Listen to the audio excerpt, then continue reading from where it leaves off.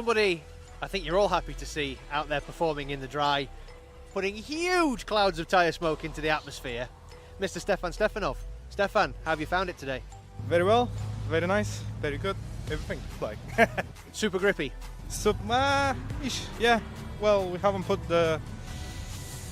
dialed the grip on the car yet, but yeah, it feels good. We have fun, we literally have fun today. We just do some stupid things like backies and stuff, but we chase the people really hard. Everybody loves a backie. Everybody loves a backie. We all know that. So, I heard on the grapevine a certain young Irishman is on a ferry over here. Are we after a little bit of redemption? Can't wait. Can't wait, honestly. Fighting talk here from Stefan. Obviously, he got the better of you. It was only by a whisker. Are you going to take him down this round? I'll try, you never know. Well, obviously, it took Magiva down last Irish round, isn't it? So that's a big job to be done, but I'll try everything my best like. Something I will say is there's no tree too big to be felled. You've got it, mate. I believe in you. Yeah, sure. Good luck to you, buddy. Should we address the question that your wife has just postulated to you? Let me put it in other phrases. Tell me why you were S-word earlier. Martin. You probably remember I was talking to you about swapping coilovers with different springs. Well, for a little while it didn't really work. I was taking more exits out of here than I was actually getting around the track for the first few laps. It kept zigging when you wanted it to zag. It did, but we sorted it out now, don't worry. It was just a little glitch in the old computer system there for a minute. So we'll blame a glitch in the matrix. So you're going back to the old coilovers now? No, we've just adjusted them. It was just, yeah, we just didn't know where we were with them, that was all. That's fair. A lot of setup changes happening here because of a totally different layout compared to Three Sisters. Obviously, Martin, reigning champ. You feeling the heat yet? No, not really. I'm pretty casual these days. I just love it here at Driftland, so I always feel comfortable. Even if things aren't going quite right, I always seem to be able to pull it back enough. So, no, having a good day today. The car is getting dialed in more and more. We're just on our last set of tyres for today. So we've got to get it sort of 99% there, and then we'll just wait our time. Just for the record, these are all Martin's tyres. He's not playing around, ladies and gentlemen. If he's going to come 22,000 hours up to Driftland, he's going to bring enough party favours, isn't that right? So the big thing that I think I've been watching is that the car is incredibly loud on the limiter. Big anti-lag. Obviously, that's maybe had to be toned down a tiny little bit. Has it stopped everybody in a 400-mile radius calling the police? Yeah, we had two different limiters to try, to be honest, because as we all know, drifters like their cars sounding as good as they like them going. One of them just wasn't going to cut it at about 118 decibels, I think. Well, no, it was going to cut it. It was just going to cut it way too hard. That was the problem. Yeah, so we swapped over to one of the other ones, which is still a nice limiter, but just a little bit tamer. Sweet. Well, we're all looking forward to seeing it, man. Good luck. Take it easy. Well, Mr. Ryan Burgess, I see a stressy face. You want to tell me what's been going on? Oh, mate, it's been a long day. We travelled up yesterday, thought give the car a test after Jamie helped me get all the alignment sorted. Went out on the track, just drove in a nice straight line, went to turn off the track, heard a right clunk. Bloody hell, what's going on? We've come off, both engine mounts have snapped and failed, and yeah, we've had a long night. So stock E90 engine mounts, correct? E92 engine mounts, yeah. Well, I don't know if you know this, but in Bavaria, they never designed those engine mounts to take a 600 horsepower supercharged LS. Well, I didn't know that, to be honest. Now we're going to be upgrading to a good old-fashioned hockey puck. Hey, if it ain't broke, don't fix it. So, right, first season in the big class, on semi-slicks. How's the adjustment been for you after the first round? Absolutely fantastic, to be honest. Having that little bit more grip gives you that bit more confidence. Went into round one with a big boost, obviously qualifying second, and then Jamie then come out and knocked me down to third. So yeah, I was really happy. And obviously I had that D bead over the nut. I thought I was pretty confident maybe to push up and go a bit further up the grid light, but we'll see what brings it this weekend. And you get to listen to the lovely supercharger whine. Oh mate, she sounds amazing.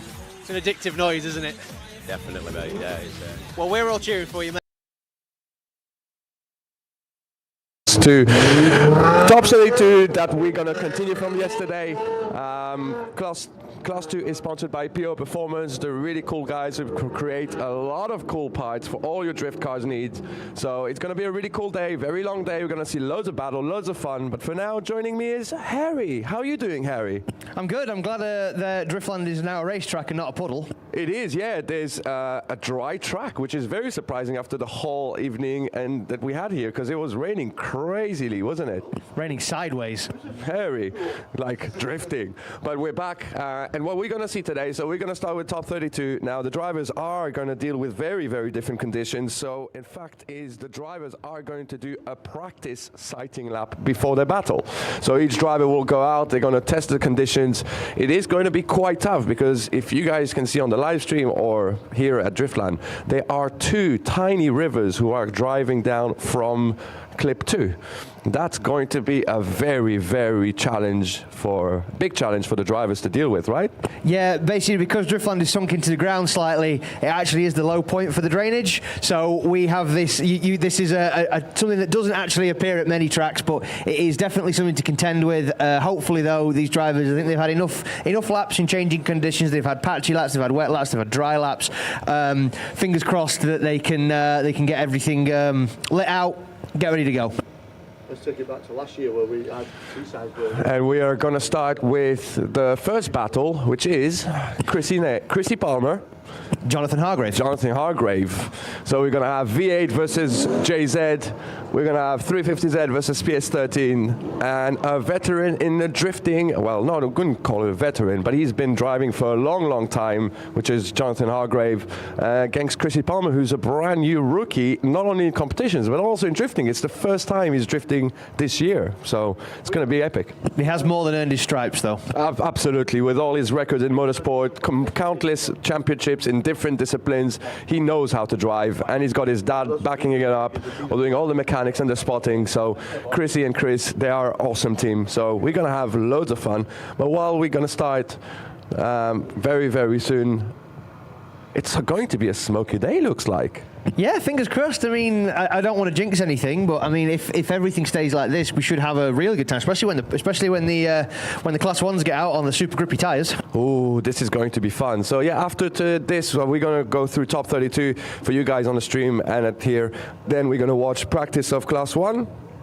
Which will hold 2 hours, which won't be on the live stream, and then after that we'll go straight into qualifying and then battles and have a brilliant day. And you'll be pleased to know that fortunately every driver who was to drive yesterday, barring one, has been able to make it work and come and drive with us today. So we aren't losing any real track time, which is fantastic. Thank you very much to Stu and the guys at Driftland for working with us and allowing us to run a little bit earlier and a little bit later tonight so that we can give you guys all the action that you deserve.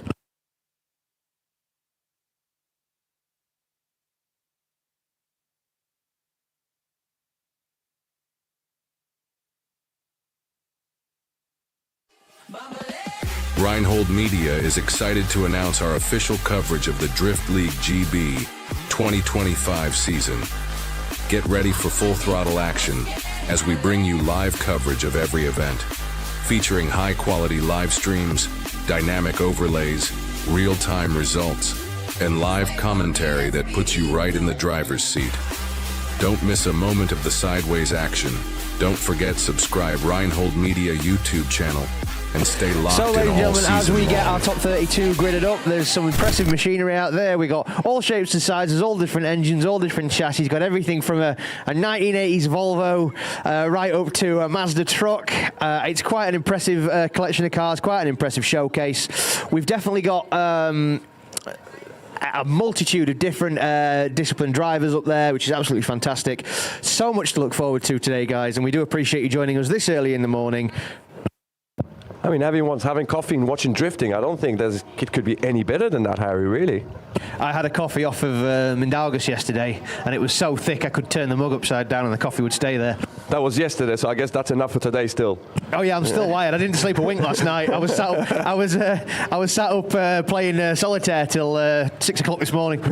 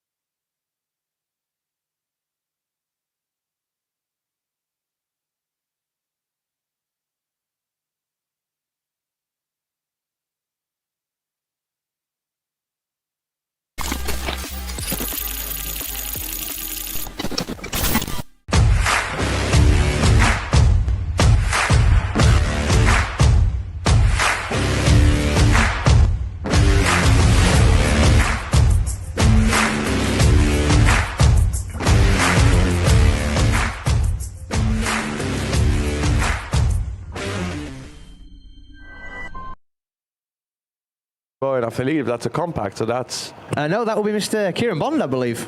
Oh, so Patrick's got Kieran Bond. Wow, that's going to be a battle. M54 turbo versus M54, probably turbo. Well, probably. A fake, invisible turbo that's under somewhere we don't know about. Do you? I don't know if you remember this, but once in NASCAR, there was a team that were disqualified because they found that they'd coated the intake with rocket fuel. Oh, well, that's quite smart, actually. I wonder if Kieran's done that. Maybe he's just smeared a load of kerosene over the...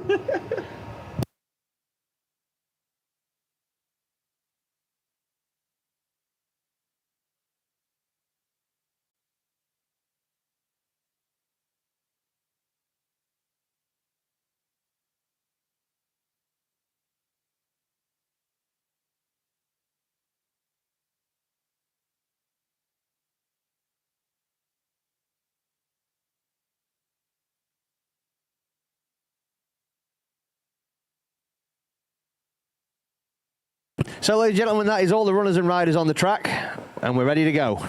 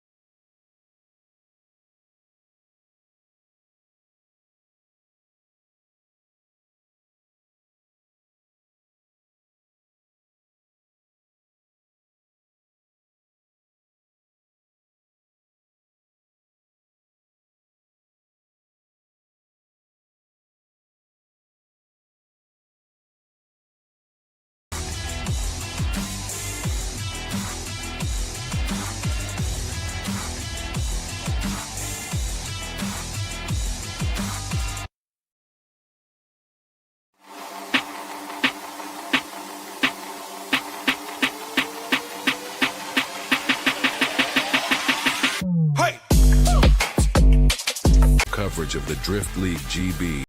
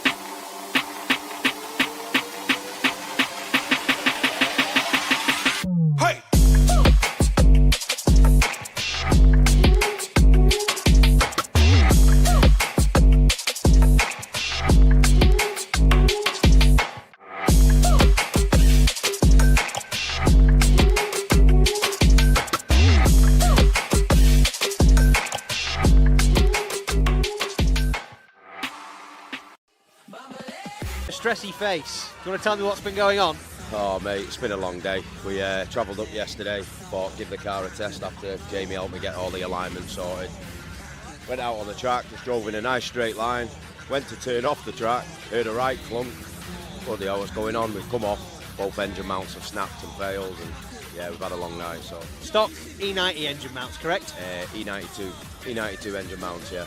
Well, I don't know if you know this, but in Bavaria, they never designed those engine mounts to take a 600 horsepower supercharged LS. Well, I didn't know that, to be honest. Now we're going to be upgrading to a good old-fashioned hockey puck. Hey, if it ain't broke, don't fix it. So, right, first season in the big class, on semi-slicks. How's the adjustment been for you after the first round? Absolutely fantastic, to be honest. Having that little bit more grip gives you that bit more confidence. Went into round one with a big boost, obviously qualifying second, and then Jamie then come out and knocked me down to third. So yeah, I was really happy. And obviously I had that D bead. Other than that, I thought I was pretty confident maybe to push up and go a bit further up the grid light, but we'll see what brings it this weekend. And you get to listen to the lovely supercharger whine. Oh mate, she sounds amazing. It's an addictive noise, isn't it? Definitely, mate. Yeah. Well, we're all cheering for you, mate. Very good luck. Best of luck to you. Ladies and gentlemen, Jamie just said to me this car is still covered in champagne from the last event. Am I right in saying that you're part of Team Auto Finesse? Yeah. And they couldn't lend you any quick detailing spray? Oh, I've got it. I just haven't had time to clean it yet, that's all. Right, too busy figuring out how you're going to win? Pretty much, yeah. Just dialing everything in for this weekend, basically. And I get it all cleaned up and ready for the event tomorrow, so. Obviously, took a year out, came back swinging, second place against the Irish phenom Harry Kerr. He is on his way back for this round. Are you after a bit of revenge? Definitely. I've got some unfinished business with Harry. Definitely one of the fastest, one of the best drivers in Ireland at the moment, and I think this car's got what it takes. It's just whether I've got what it takes when it comes down to it. So, Jamie, diamonds are created under pressure, mate, and I've seen some diamond driving from that. They will come straight up with warm tyres and go straight into their battle. And we're excited because it is most of the track dry, so that means we're going to see some very close battles, very exciting battles with loads of smoke, loads of engine noise. It's going to be a lot better than what we would have had yesterday, to be fair. So everyone, we can be happy. Yeah, absolutely. Obviously, you probably couldn't see it adequately on the camera, but the centre section of the track was so flooded. We were scared that the drivers would risk their engines and their cars, which is something that we really don't want to happen. We don't want anybody to put their car on the trailer blown up. It's one of the worst feelings in the world, Yogi. I think you'll agree. Absolutely, one of the worst, but it looks like Chrissy was doing an epic line, and they're both dealing with the two rivers very well. I'll tell you what, Jonathan dealt with it for the first run much better than Chrissy, so there's a bit of an advantage there already. So let's see who is going to be more confident straight off the bat. Yeah, Jonathan obviously very used to driving in different weather conditions, having started learning to drive at Stafford on a wet surface, which has obviously helped him massively for his wet weather control. I think out of the drivers that are capable of dealing with patchy conditions in this place, I think Jonathan is definitely up there with the best of them.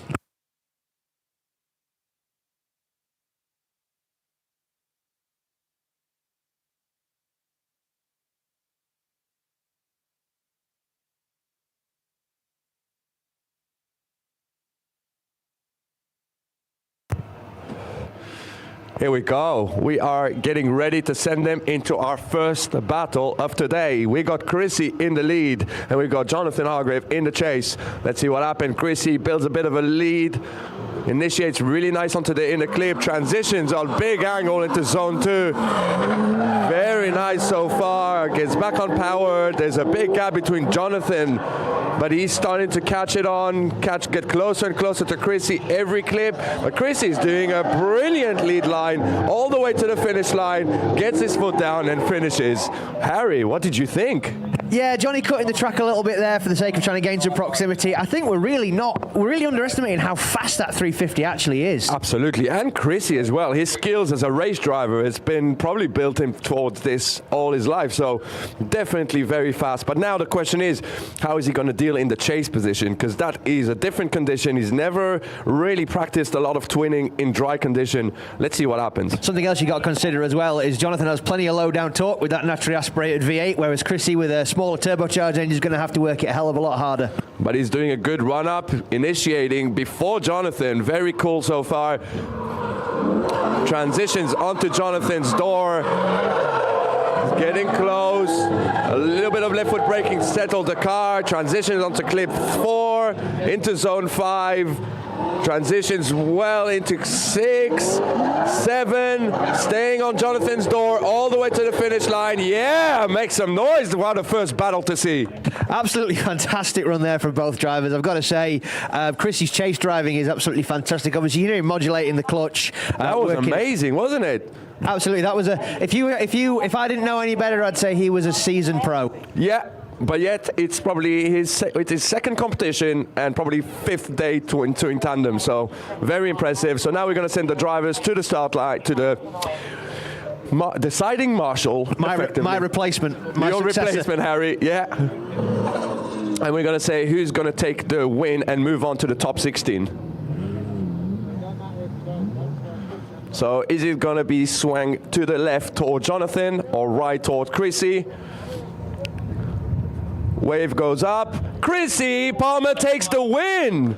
Yeah, Chrissy unfortunately knocking good old Ken Bog out of the competition there. Very well done to Chrissy. Amazing chase run. Jonathan, fantastic lead run, mate. Absolutely brilliant. And we look forward to seeing it in the next round, buddy. And now another battle we were looking for. We got Johnny Crisp in his Volvo 340 1UZ and Michael Bennett in his 3-liter E36, sorry, 4-liter E36 V8. It's going to be a great battle to watch. Two V8s, very similar power. Oh, not a great start for Johnny there, doing a bit of an over rotation. I think a massive game changer here is going to be the fact that obviously, even though both these cars run similar setups, 4-litre double overhead cam V8s, Michael is on an 18-inch tyre and Johnny is on a 195/15. Very, very skinny rubber on the back of that Volvo there. I think 17's Michael's on. Well, close enough. Close enough. Yeah, my point still stands. The point still stands. Different tires. I mean, the weight is different as well. I get the Volvo must weigh probably close to a ton. Not much over, whereas Michael's is obviously pretty standard, so it'll be 1300. I mean, it's made out of strong Scandinavian steel. It might be quite tough, that thing. I mean, that is true. That is a Volvo after all, yeah. My 3-litre 960 that I've got has the heaviest doors in the world. So here we go. We're sending them Johnny to lead first because he's high qualified. Michael in the chase. Let's see what happens. Nice initiation. Michael fell down a little bit. He's not initiated at the same time. Shortcutting the track a little bit to catch on. Now he gets there, transition right onto Johnny's door, but Johnny makes a big mistake. Michael makes it work, deals with it. Now he's going to be in the wrong place, but he makes it work again. A little bit scrappy from both drivers, but it looks like Michael had a little bit of an advantage there staying on the door. Yeah, the word of the day there is scrappy, unfortunately. I think Johnny Crisp maybe being caught out by the short chassis, the thin tyre. Definitely not one of Johnny's best runs, especially somebody who's typically a very, very, very dialed line driver. And again, a little bit of less experience because Johnny is obviously the first year competing and probably the second year drifting, so Michael's been drifting for quite a while now. And it's still a relatively new setup in that car. Absolutely, yeah, he's got power steering for the first time, so he's dealing with it, but now we're going to see it switched around. We've got Michael in the lead, and we've got Johnny in the chase. Michael doing a good initiation, going a little bit shallow. Oh, Johnny pushes a bit hard and taps Michael, and unfortunately, that's all she wrote. I think Johnny is making a lot of mistakes. Hopefully, no damage to both cars. Yeah, nothing that couldn't be kicked out, I don't think. It looks like he might have hit the quarter panel a little bit there by the looks of it. Although maybe that was the contact with the wall yesterday. Unsure. It's definitely, you know, how I was so proud of it all being like mainly original sheet metal. It is sheet metal. It's not no more. And I don't think it's strong as you mentioned because it's already caved in. And Michael's car, the fiberglass stayed intact. So it looks like it was wheel-to-wheel contact. And it looks like Michael's front wheel may have been damaged. So let's see what happens. Hopefully there's not much damage between them. Yeah, the front wheel's definitely not central in that wheel arch anymore. Oh yeah, you're right. Well, I'm sure Andy and Mark will work towards making that right for the next battle. And Michael Bennett gets the win, ladies and gentlemen. Absolutely. Yeah. Very, very sterling effort there from Johnny Crisp. Just came in way too hot behind him, unfortunately, but I call that youthful exuberance. But now we got our next battle. This is going to be exciting. We're going to see a sighting lap. I don't think Kieran needs a sighting lap. He knows this track, but he's going to do one anyway, and I'm sure it's going to be a brilliant run. Great initiation into zone 2. He's just got to figure out how much rocket fuel to put in it. Very good. Look at that snap to angle. Wow. Oh, and Patrick fails to initiate.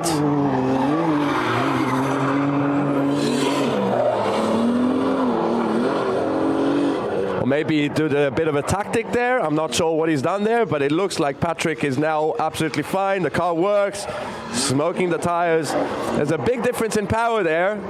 But let's see if he can use it. Well, this is the thing. Ordinarily, you'd say that's a David and Goliath situation because Patrick has about 450 brake horsepower and Kieran's got maybe 250 on a really good day. But then it's the opposite for driver-wise, right?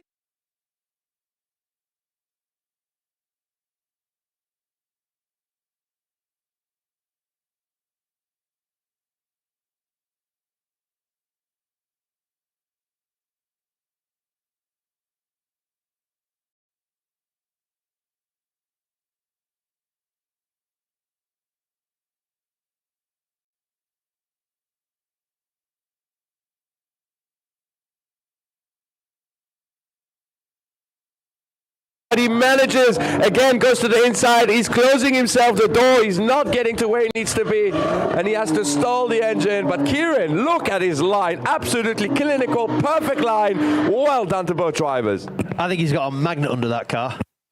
It just seems like whenever Kieran comes out, it doesn't matter the weather conditions, he's like, yeah, I'll put in a 95-point run, no worries. What a run. He is some driver, absolutely some driver. But now he's going to go in the chase, and we do know Kieran is not shy on there. But the question is, will Patrick do a good lead line to give him the door, right? Absolutely. Hopefully we don't see any E46 on E46 violence. Oh, what happened there? Kieran slipped on the line? What is going on now? But Patrick is completely in the wrong line, very shallow, gets the clip 3 and it allowed Kieran to catch on very quickly, straight onto the door, and now I can guarantee he's going to stay there. Perfect mimicked angle, transitions right onto his door, gets on the door and stays there all the way to the finish. I don't know what happened on the start line, but that was a very odd thing to happen. No, absolutely, Kieran caught slipping there. My possible best guess, maybe the car was in third rather than first. I don't know. Well, he has an IRP shifter in those. I don't know if you've ever shifted an IRP shifter. They're beautiful and they feel really crisp, but the shift is like a millimetre long. So you've got no idea of knowing if you're in the right gear or not. So we have the judges I guess, discussing to what exactly happened there. Maybe the start line marshal gave the thumbs up and it wasn't noticed, or we don't know. Maybe he didn't have his gloves on. Maybe. That did happen once competition where a driver forgot to put his helmet on and he did a line and did a lap and then he was disqualified. Which was funny.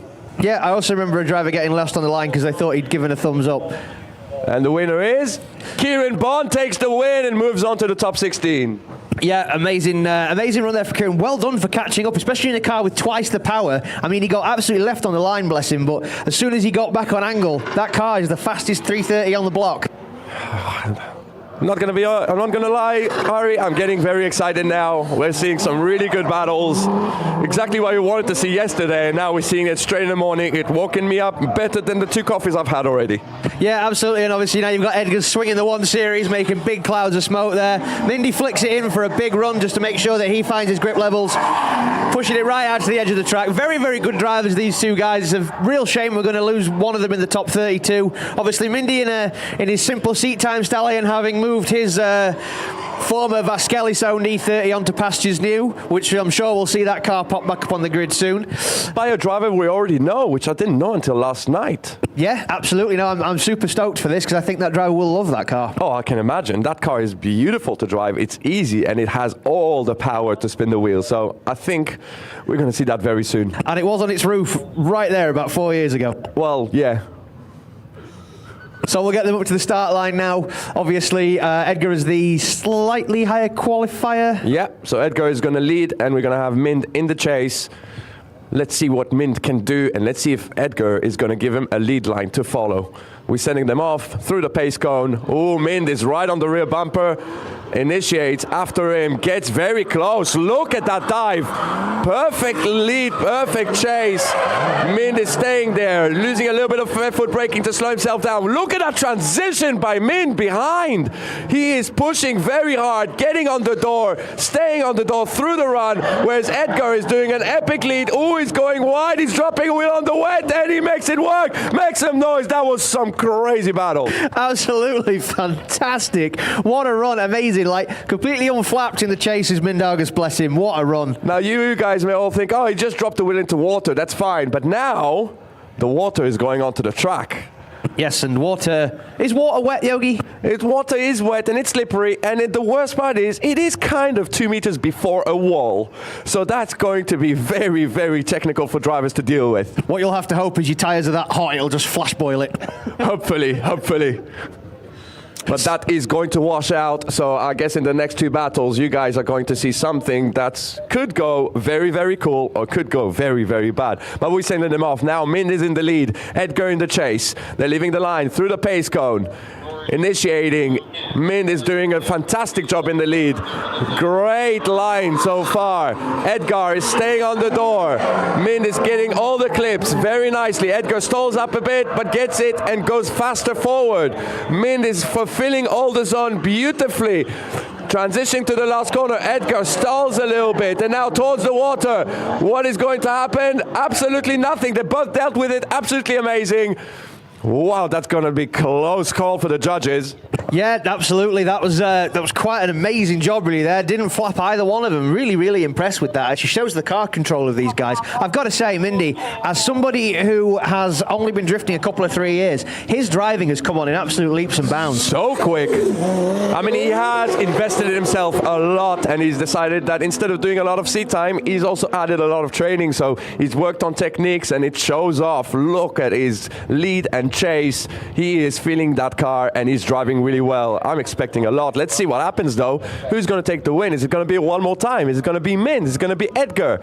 Where is the wave going to flag? Towards Mind. Mind takes the win and moves on to the top 16. Where's the wave going to flag? Where's the flag going to wave? That's okay, man. That's funny. I like that. Where's the wave going to flag? Where's that before the horse? Yeah, absolutely fantastic there from Moon. Very well deserved win. Good run from both drivers. That was obviously a hair-splitting exercise right there. So we have now got a battle I'm really looking forward to, actually, because you've got a hometown hero. It's Mr. Andrew Maxwell in a 250 brake horsepower BMW E46 compact, going up against Essex boy Mark Brown, all the way from Canvey, running his EcoBoost powered S13. And don't worry about the smoke, guys. We've been told it's just Mark chain smoking inside the car.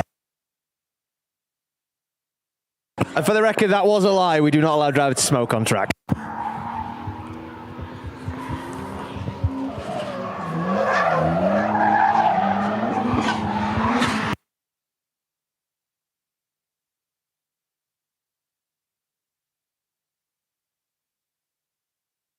Obviously, Mark Brown running a very, very unconventional setup in that. A 2.3 EcoBoost Focus RS engine, coupled to an 8-speed gearbox. Definitely one of the strangest setups we've got as he runs to the wall very, very slow. That was close there. Just takes the end plate off the 326 power wing. Hopefully not many more people drops a wheel in there, because that is going to make the last corner very tricky towards the wall. But it looks like the water is running down and basically making a bit of a challenge for the driver. It can't be too easy, Yogi. Well, it can't be too easy, you're right. So we're going to get them gridded back up. Obviously, the beauty of the starting lap is tyres are already warm, no need for a burnout. So we'll get Andrew Maxwell out in the lead position, Mark Brown in the chase. Obviously, big power difference between these cars. We'll see if Andrew can pull a bit of a gap here. Here we go through the pace cone. Mark Brown in the chase, bumper to bumper. Great initiation by both drivers. Ooh, Mark fails to initiate. That's going to deduct him some points in the chase, but now he's back in the right place. He's catching on. Andrew Maxwell shortcutting the track a little bit. He's not getting all the zones fulfilled, but he's now back online, back in formation. Mark is right there, staying behind on the door. He's going to avoid the wet. Andrew deals with it. Both of them dealing with it. The sighting lap has made a big difference. Absolutely. Great run from both drivers. Obviously, shame about Mark's initiation there. I think he just maybe got caught a little bit unawares. Maybe the car didn't zag when he wanted it to. But he's got it all to do now when he's lead run. I'm not a judge, but I feel like maybe a slight advantage there towards Andrew Maxwell. Yeah, I could say. I mean, we saw Mark fail to initiate in clip 1, but we also saw Andrew missing. There's going to be a bit of both sides. Yeah, it's going to be a battle of the errors here. These battles are going to be won and lost on errors, people. Incidentally, you know, as a reformed dubber, Volkswagen owner, rotiform wheels on Mark's car. Now they were always a show car wheel where I came from. Yeah. And then people started running them on their drift cars. And I was like, you know what? They actually look kind of cool. I rate them. They do. They are very cool. That car is absolutely awesome. But now we're going to see Mark Brown in the lead. Definitely not failing to initiate this time. Big angle. Andrew goes into the D. Transitions very early. And unfortunately, just over-rotates, which is going to be a big problem. But the question is, was it Mark's initiation that caught him off guard? Or I guess we'll never know. Yeah, I do believe that is, as they say, for the judges to decide. But what a fantastic, impactful run from Mark Brown there. There were loads of smoke, loads of angle, loads of smoke after the finish line as well, which is always worrying. But apparently we're not to worry about that, ladies and gentlemen. Well, no, we're not. It's a Ford engine. It's okay. That's what happens. They don't call him an eco boom for nothing. I mean, that looks a bit more worrying because it looks like he's drifting from here, to be fair. That is quite a lot of smoke. That is quite a lot of smoke. Oh, it's all right. It's starting to clear. Oh, no, it's not starting to clear. Oh, goodness me. It's clearing. It's not clearing. It's clearing. Wow. Oh, there we go. It's gone. It's fine. It's just fixing itself. It's just run out of coolant. It's run out of coolant, so the smoke stopped. It's one of those things, you know, like the old joke about British cars. If there's no oil under one, there's no oil in one. So we're going to get our decision from the lovely Amber there. And the smoke has cleared completely. It's fine. It's just breathing heavy. And the winner is Mark Brown. Takes the win and moves on to the top 16. Knocking out the hometown hero, Andrew Maxwell. Obviously, the judges deeming that Mark's initiation not at fault for Andrew's spin. Shame for Andrew, really, as he's a great driver, and we hope to see him again in a few more rounds. Incidentally, now coming out for a sighting lap, we have the young Irish phenom, Miss Molly Kerr. The youngest female driver we've got. She is really gelling with this 350Z. It feels like it really works for her. Obviously had a bit of heartbreak at the IDS with the track rod breaking. Meant she couldn't get out for a battle, which is a real shame, even though they got it changed. And being followed up by Paul Seymour, the last hope for Team Ronnie to come away with some silverware in the 1UZ Turbo S13. So that's what's amazing about S13s. When you've got an engine that works, they are a fantastic chassis. Yeah, I see what you did there. I see what you did, that hint there. I saw it, and I'm going to ignore it. I'm not going to give you the pleasure. SR for the win. For the fail. For the fail. Well, I didn't say it's going to work. I said for the win. Oh, you'll get 2 really good laps. And then it won't work, but you still won, so, you know. 5, 2, 0. I'm excited for this one. Let's see who's going to take it forward. Yeah, me too. And also, you've got the probably the most famous chassis in drifting, the S13, against a much newer chassis as well. Stock engine versus a swap. So here we go, Molly Kerr in the lead. Great initiation through clip 1, transitions back. Paul Seymour is there. Very low angle by both drivers, but they're making it work. Seymour makes a dive, almost makes contact, but he doesn't. Oh, very wide by Paul Seymour in the chase. He's staying there, almost another tap. He is pushing very hard to get close to Molly, but Molly is doing everything she can to run away, and it looks like she's done really well there. She has there maybe a slight wobble between 3 and 4, but I don't think it was enough to upset Paul Seymour. So, like I say, Molly done a great job there. She's more than earned her stripes around this track. She's done loads of laps here at the Winter Battle Series. Obviously, now that 350 might seem like quite a tame build compared to a lot of the cars on this grid, but bear in mind that Molly's previous car was a 325 compact that had 170 brake horsepower, so that feels like a rocket ship to her. I bet that will be a big, big improvement in difference. So here we go, we're sending them opposite way. Now we got Paul Seymour in the lead, Molly in the chase, and I think Molly's going to shine now. This is going to be where she's going to show what she can do. Great initiation. Paul Seymour makes a big gap. Touch on. Gets all the clip. Paul Seymour's doing a great job in the lead, but it looks like Molly is not managing to match the pace of Paul because he is running away all the way to the finish. Brilliant run. Yeah, that might have been a bit of an out-card job there because obviously Molly's car running a standard VK 35DE, so you're talking 275 on a really good day compared to about 450 from Paul with the 1UZ Turbo. Big difference, and it shows. Absolutely, yeah, but can't take away from Molly. That was an absolutely fantastic lead run from her. I think maybe this may come down to her chase. Obviously, I'm not a judge. We'll have to see which way Amber waves the flag. At the same time, there was not many mistakes except for lack of proximity. So absolutely, the first one, there was a lot of mistake by Paul, a lot of nudging that could have gone wrong. So there was a lot of adjustments. Who is it going to win? Who's going to move to the top 16? It is going to be Paul Seymour takes the win and moves on to the top 16. Absolutely, yeah, that's probably just down to the proximity issue there, I think. Maybe I know the judges are keen on proximity at this round. And our next battle. Harry, are you ready for this? Oh, I'm so ready. Young gun versus younger gun. Rising superstar Harry is driving, doing a sighting lap in his B200 pickup truck. And we got Toby Walker in his E36 compact built by 1JZ. That's going to be a really good battle to go for. Absolutely, yeah, and obviously Harry in the truck with an identity crisis, as I've now christened it, because it's part Lexus, part BMW, part Mazda. And I don't know if you'll notice, but there are different wheels at the back of the car of Toby. They are big 18 wheels, so he's decided, I'm going to need everything I've got. 18's on a compact. You reckon he was up till 3 o'clock in the morning with a grinder? No, they're fitted. He was just keeping the 18s for a special occasion. I think he found that little Harry is a special occasion. This is going to be a battle we all been waiting to see. This is going to be fireworks. Let's see what is going to happen. Big power difference between them. Harry's got, what, 250 horsepower? That's a it's a 3UZ, so it's a 3UZ Lexus so it's engine. 300 so, horsepower. About 300, give or take. With a better exhaust, maybe 320. I think Toby running around the 450 mark. About that, and it's built, and it's good. So let's see what happens. There we go, in the lead. Oh, big difference already. Now Toby initiates, gets closer through zone 1, sticks onto the door. Very nice lead by Harry. Toby keeps his composure, stays behind.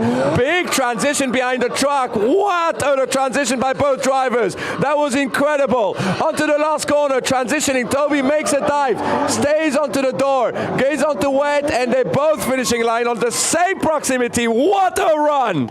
Absolutely incredible there from the young guns. What a run! Incredible. Did you see that pickup truck transitioning into clip 4? It almost like the overhang was way over, but it was in the right place. Absolutely banging. How funny would it be if he hit a cone and it ended up in the bed? Oh, imagine clipping it and staying there. It's like, I just picked up a cone for the marshal, it's fine. Just take it with you and bring it back. So we're switching it around. Now we've got Toby in the lead. We got Harry in the chase. Oh, Harry's picking up. He's saying, I am not letting you go. Right to bumper. Great initiation. Transitions around. Hey, Harry makes a big dive into Toby's door. Stays there. Stays close. Now transitions around. Behind him. Stays, makes another dive. He stays on the door. Pushes Toby's around. Transition to the last corner. Oh, a bit of a gap build. Harry cuts the track, but he makes it work. Stays up to the door all the way to the finish. What an amazing lap. I want both of these guys to win.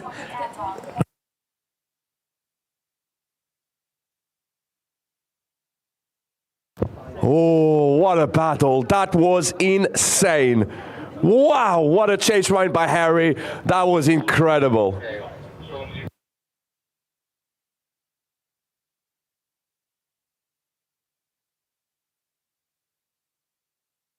A bit of a celebratory drifting by Harry. Toby is behind.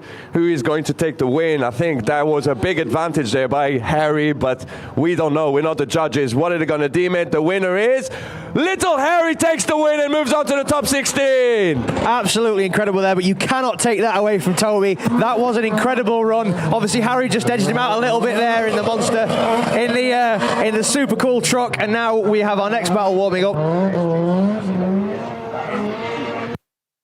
So I've just heard tell from Neil Dawson that Harry Cunliffe's chase, and he has said this with chest, one of the best chases he's seen all week.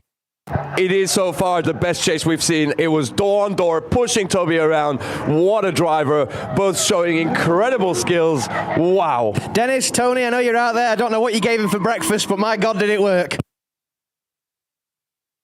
So on to next battle. We have seen them go both around. We got Scott McDermott in the SR20 S13, Harry, and it works and it drives. It's really cool. And we got Paddy Byrne in the LS powered S15. Wow. Yeah, that one works in the same way a broken clock's right twice a day. Oh, you got to jinx it. If it breaks now, I'm going to blame you.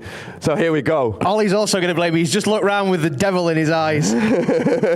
So here we go, sending them off. Scott initiates, Paddy right behind. They're good friends off the track, and they're going to be great now into zone 2. Scott is showing a great lead run so far. Paddy makes it work. There's a lot of water coming out of Paddy's car. I don't know if you've noticed. I'm not sure what it is, but it's back. Paddy's closing up and closing, getting closer and closer through the last corner, and makes it work all the way to the finish line. Make some noise for Paddy and Scott. Incredible run there from both drivers. Absolutely amazing. Max, that smells like fuel. Right, it's not down to his cords, it'll be fine. So we're going to switch them around now. We're just checking Paddy's vehicle. We did see a little bit of fluid leaking out on the track there. We're just going to check that it's nothing to worry about.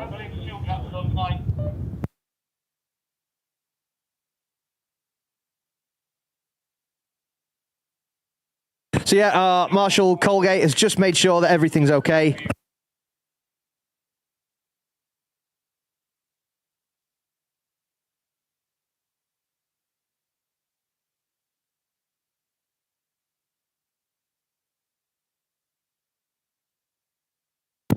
All right, here we go. We're sending him off. We got Paddy in the lead now. Scott in the chase. Great initiation. On to zone 2. Paddy goes wide. Can he keep it in check? He does. Absolutely banging. Scott stays there. He stays on the door. Transition into clip 4. Brilliant. Settling both drivers into zone 5. Oh, Scott makes a bit of a stall there. Is it going to be caught as a problem? We're not going to find out until the end. What a run. Make some noise. Yeah, I think the engine just fell under the turbo slightly there. Maybe just didn't have the power to push back out. A bit of a clutch kick would have fixed that, but that's not a problem now.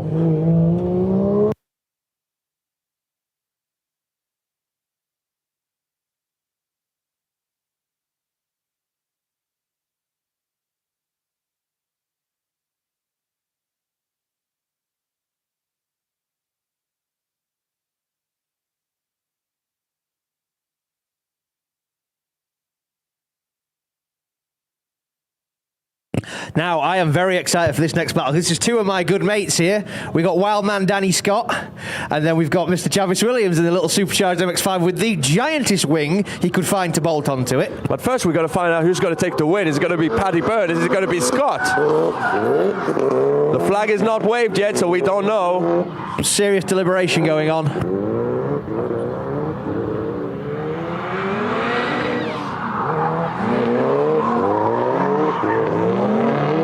And the winner is... It's a one more time! Yeah, absolutely. Probably couldn't split them there. There was a couple of errors from both drivers. Maybe they were enough to cancel each other out. That is probably the right call there from the judges. So they'll whip them around, see if they need tyres, and we'll get them back out ready to go.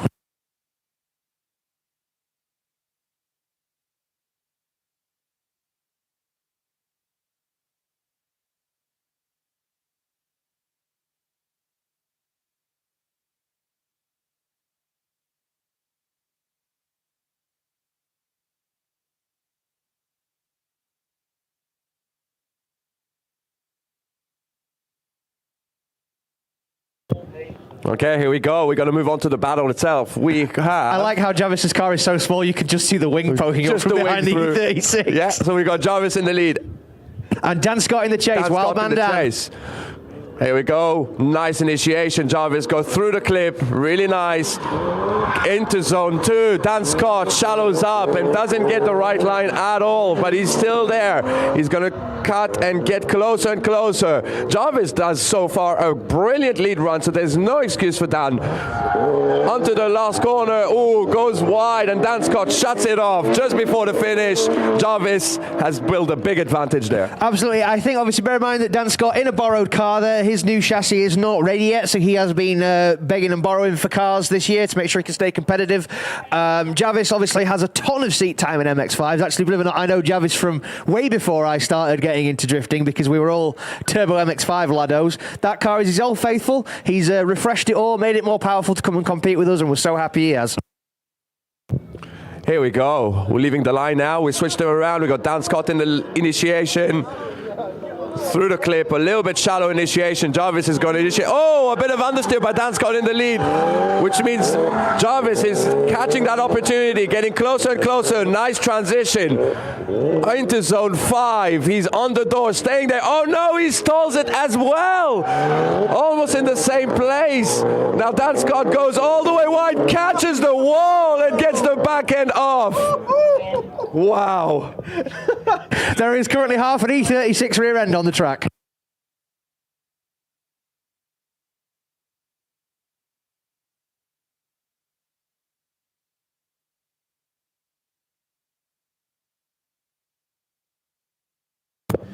Okay, so who is going to take the win? We're going to have Dan Scott and Jarvis go to our Marshall.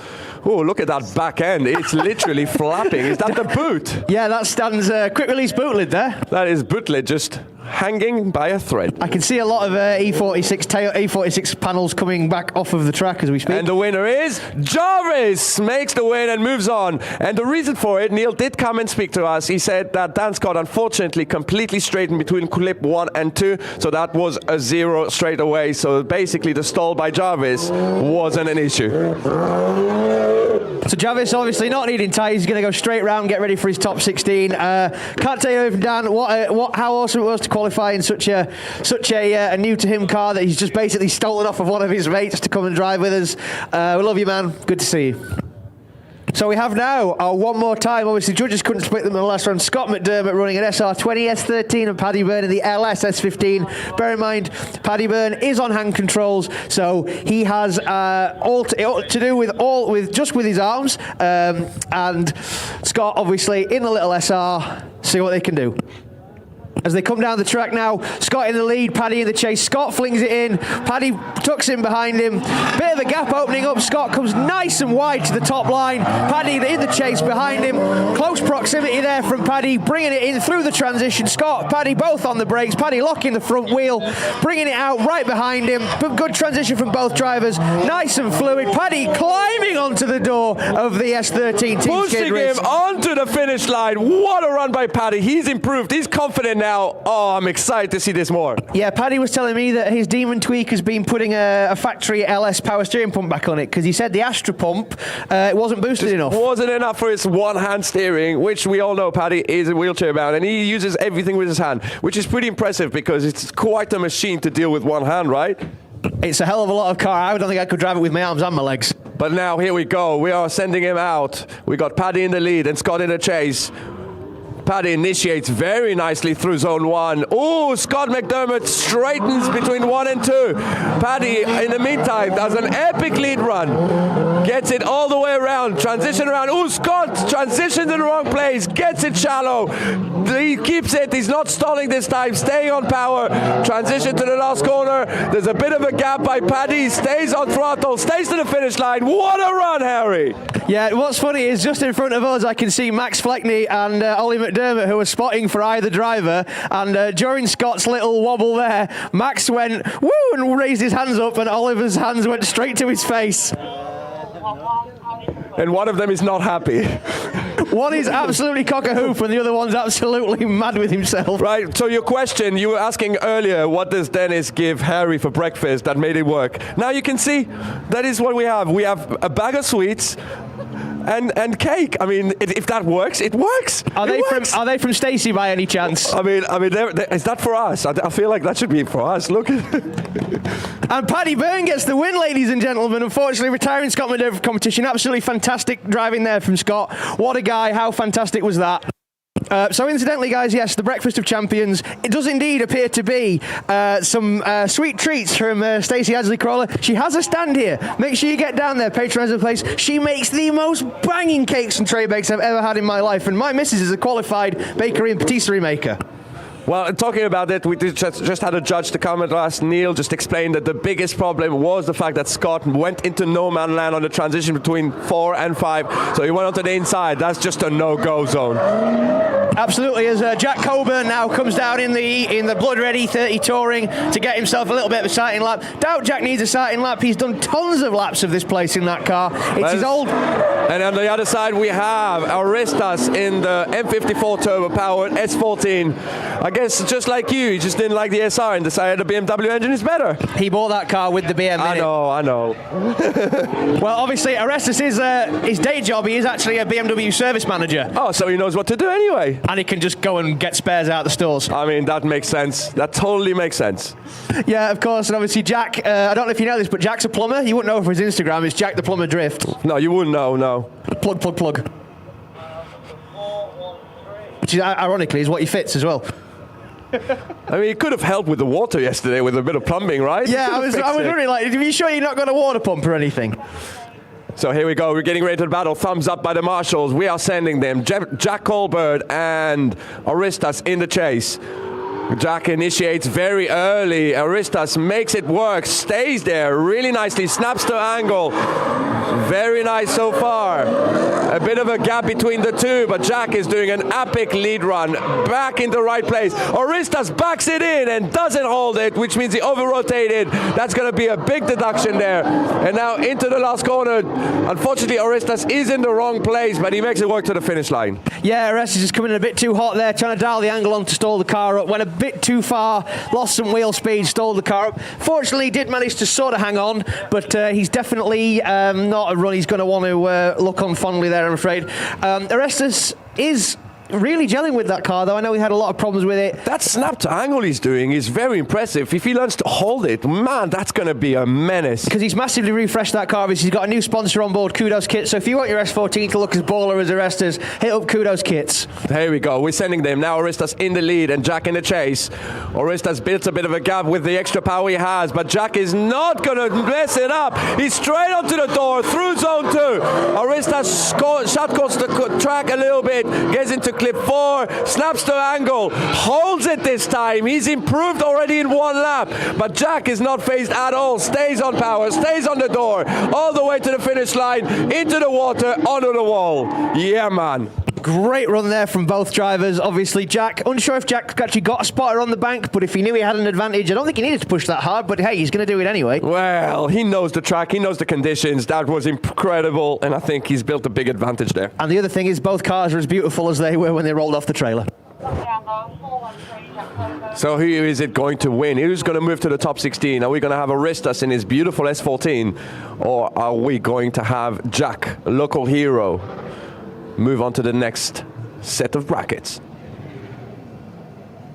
And the winner is, flag goes up, and it's Jack Coburn for the win, ladies and gentlemen. Jack, the Coketown hero, local driver, just slightly getting the better of Aristas there, but absolutely fantastic run from Aristas in the lead position there.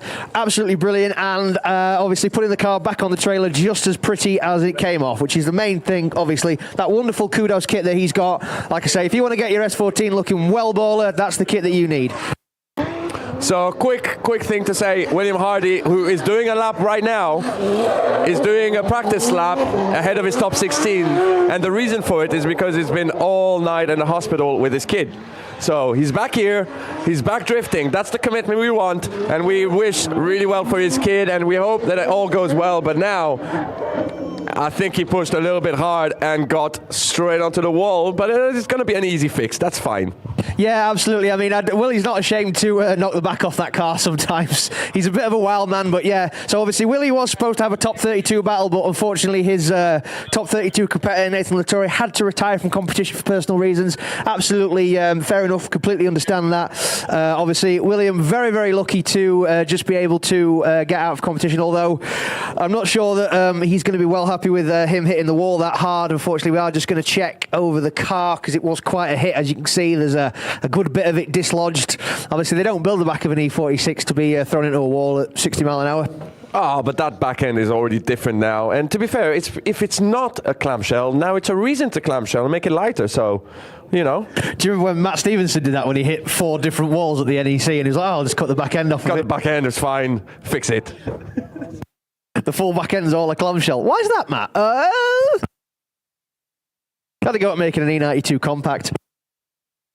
And I can see now a rising star that's going to be in drifting for sure, because he's already playing with cars right on the floor. I don't know how old he is, but he is definitely passionate about cars. What car is that, Harry? Go on, you're the encyclopedia. What do you think that is? I think it's a Jeep Wrangler. Is it a Jeep Wrangler? I mean, that would have worked for yesterday, wouldn't it? That would have been what you needed to get round, just lock it in rear-wheel drive. It is a Jeep Wrangler. Yeah. God, I'm sad, aren't I? He's so excited. Do you know when I was a kid, that was I had a yellow Jeep Wrangler, like a Power Wheel Jeep Wrangler, and I used to love it. And I used to drive. My nana lived about a mile away from my mum and dad's house, and I used to drive down there with my mum on her bike in my Jeep Wrangler Power Wheel. I bet your parents loved the fact that they had to drive 2 miles an hour with your car on the floor. Yeah, I can imagine that. It was brilliant. I had some of the fondest memories of my childhood in that little Jeep Wrangler. So, talk to the guys. That was our last round of top 32, which means we are now moving to the byline. So we're basically going to give a sighting laps for the drivers who won yesterday already, which means we're going to move on to the top 16 straight away. This is going to be very exciting. We're moving along, and it's so far been super excited. I can't wait to see what the next battles bring. Yeah, although I have just noticed that the tug of shame might be necessary here for William Hardy, unless he has... No, he's just checking the wall to see if there's debris or anything, or you might be... No, it's just a sweeper, man. It's all good. We're all fine. Rory's coming out with the brush.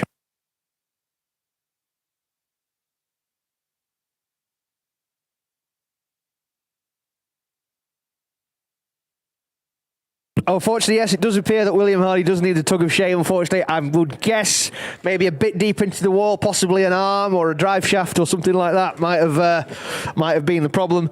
Now, that could be a problem, Harry, because the rear arms on the E46 means the trailing arm. So if he's bent the trailing arm, that could be a big problem. I can already see Chrissy Nailing getting his tools out.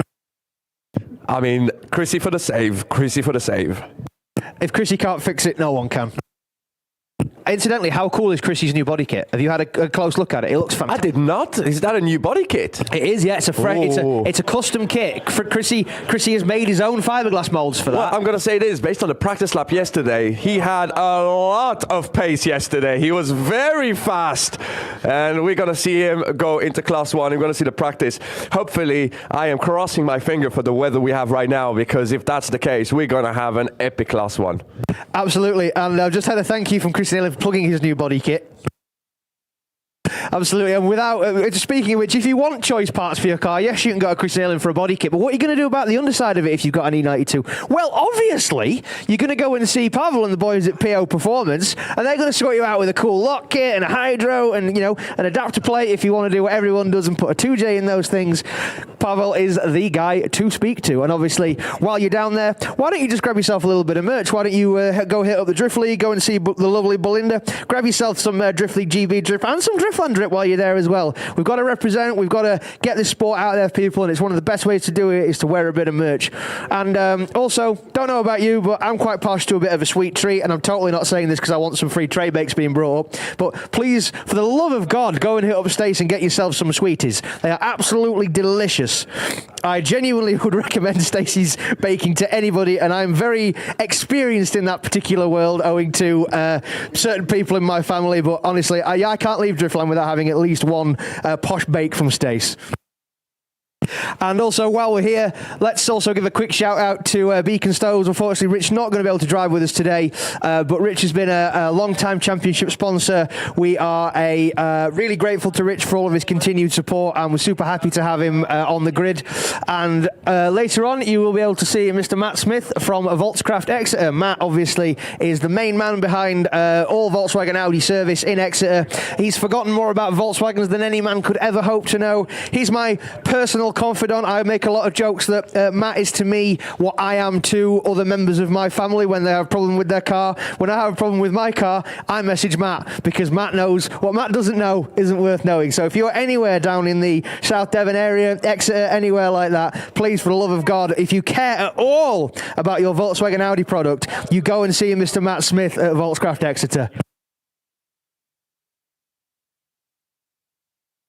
So it does appear that the damage on William Hardy's car is enough that it requires a lift recovery. So the Manitou is coming out. Obviously, Stu gets a chance to play with his big toy, which he's super happy about. Stu loves wheeling that Manitou around the track. It's one of his absolute favourite things. It's the best part of his job. He's a big, big fan of that vehicle. When you were a kid and you used to push around like Tonka toy diggers and everything, that's what Stu's done, but just as an adult version.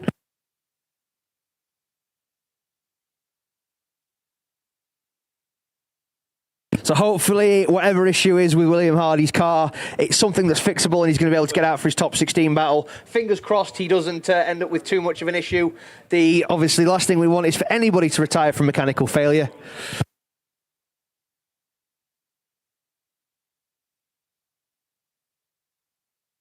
Reinhold Media is excited to announce our official coverage of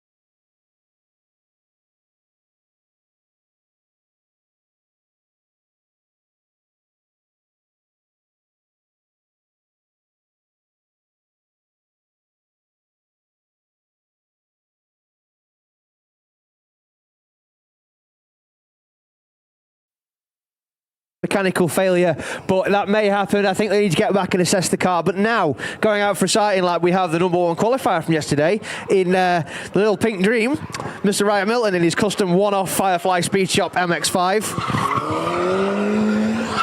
Obviously, Ryan just having a bit of a feel of the condition, although now, that being said, it does appear that the track is pretty much almost dry now, which is very, very nice. So we're going to see lots of smoke, lots of good runs.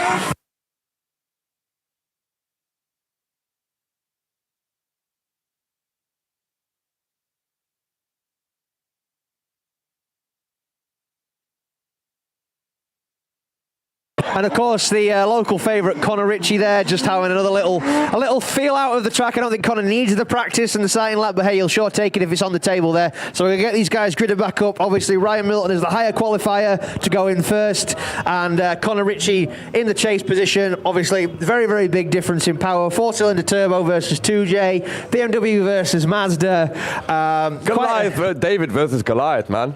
Oh, big time, big time. Here we go. Thumbs up, ready to go. Ryan leads. Connor in the chase. Let's see what happens. Ryan builds a bit of a gap, but not enough for Connor is right there, straight onto his door. Ryan does an epic lead run so far, but Connor is on point, exactly where he needs to be. Big transition into clip 4. Ryan gets it right, fulfills zone 5. Into clip 6, a bit of a gap built by Ryan now. Connor is losing a bit of a gap and towards the finish line. What a brilliant run. Absolutely, yeah, good Very proximity clean. there. Yeah, good proximity there from Connor, obviously. Big power difference in those cars, roughly 250 horsepower difference. So Connor, it was such a big car with such a huge amount of power and a much bigger tyre on the back. It's very hard to keep behind the slower car. Not to say Ryan Milton is slow at all, he's just slower. I didn't find him slow. I found him a little bit quicker towards the outer zones of the end. So that was impressive. But let's see what happens now. Let's see, can Ryan keep up? I feel like Connor is going to go very fast. Can Ryan keep up? Can he build a bit of a gap on the start line? He does. He stays side by side and initiates behind him. Very nice so far. Transition into zone 2. Ryan gets on and look at him. Straight onto the door. Stays there. Now transitions around. Very nice so far. Transition into zone 5. Fulfills it. Now Ryan gets it a little bit. Ooh, makes a dive. Goes on a bit onto the inside. That's going to be a big mistake towards Ryan, but he keeps it onto the door. So the question is, line versus proximity. Which one is going to be favored by the judges? Yeah, I think Ryan there, unfortunately, falling afoul of the natural grip in the MX-5 chassis there. I think maybe just gripping up on him a little bit as he came towards the last set of zones. Fingers crossed for Ryan, obviously, that it wasn't enough to zero the run, but we are not sure. Again, we're not judges, so we'll have to get the judges' decision.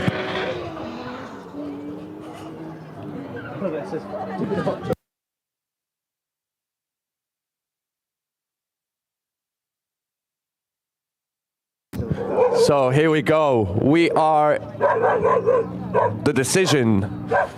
Is it going to go for the pink MX-5? Is it going to go for Connor? Who is going to take the win? Is it going to be a one more time?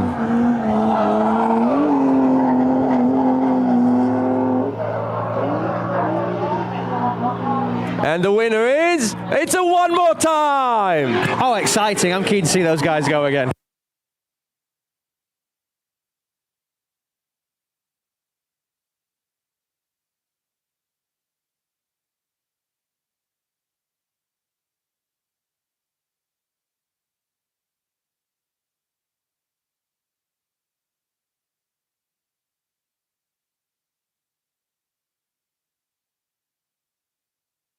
I mean, do you know what I noticed? I noticed Connor's back tire is pretty much flat.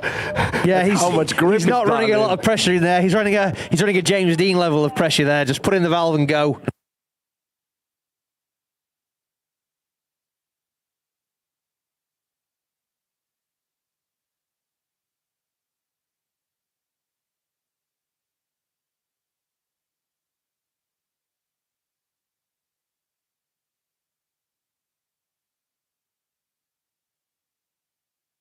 So as we get ready to rock now, our next top 16 battle, we got Jason Caven in the lead, Michael Dargan in the chase. Obviously, V8 versus 6-cylinder. Jason Caven, big flick entry. Big flick entry, and look at Michael straight there. Transition a little bit later, so it allowed Jason to build a bit of a gap. And now into clip 3. Beautiful. Jason is doing a clinical line. Michael snaps the angle and gets it right. Stays there, but not close. He's staying around onto the last zone, into the wet patch, getting it right. Wow, that was brilliant. Yeah, great run there from both drivers. Obviously, that was quite a good chase from there from Michael Dargan. Slight pull out in the first section of the track, but definitely made it work towards the end. Jason Caven there should be very, very proud of himself. It's his first ever round of Drift League. It's not a crazy power vehicle there. It's only a couple of hundred brake horsepower, but Jason's really pedaling that car. Very, very impressive. And here we go now for Michael Dargan to lead and Jason to chase. Let's see what happens. Michael leaving the line, straight drifting, no messing around. Jason cuts the track a little bit and gets it straight onto the door. Now, can he keep it there? He's on the shallower line, but he's right there, very close, much closer than Michael was. Snap to angle. Michael is insane, but look at Jason, door to door, wheel to wheel, all the way to the last corner. A little bit of a stall by Jason, but he keeps it forward and goes on. Absolutely great run there for Jason Caven. Michael Dargan just tagging the wall as he went past as well. Obviously, Jason just about avoiding and being able to anchor up and get past him.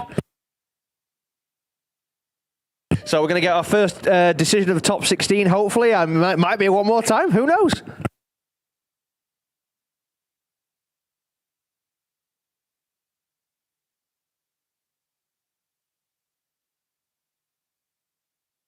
Okay, so we're going to see the drivers head to the start line. Not the start line, to the marshal. To the marshal. As we get as Nathan Rudd and Chrissy Palmer warm up, which I'm very interested to see. This is going to be insane. Absolutely. And the winner is... Jason Caven gets the win, ladies and gentlemen. The hometown hero advances to the top 8. There's a lot of crowd there who are really happy with that decision. Absolutely, the local hero there, Jason Caven. Oh, not a great start there for Nathan. Over-rotates between zone 1 and 2. Good thing it's only a sighting lap. I mean, at the same time, it's probably the best way to learn the limits, right? Absolutely, and Chrissy Palmer trying to get some serious heat into the tyres on the back of that 350Z there. Oh, I guess he doesn't need to do a sighting lap because he's already done one. Yeah, no, absolutely. Yeah, he has had the advantage of doing a couple of laps in the lead and the chase position, obviously behind Jonathan Hargrave. So Chris is obviously forgoing his sighting lap and just getting warmed up, ready to rock. Yep, she's 323-508.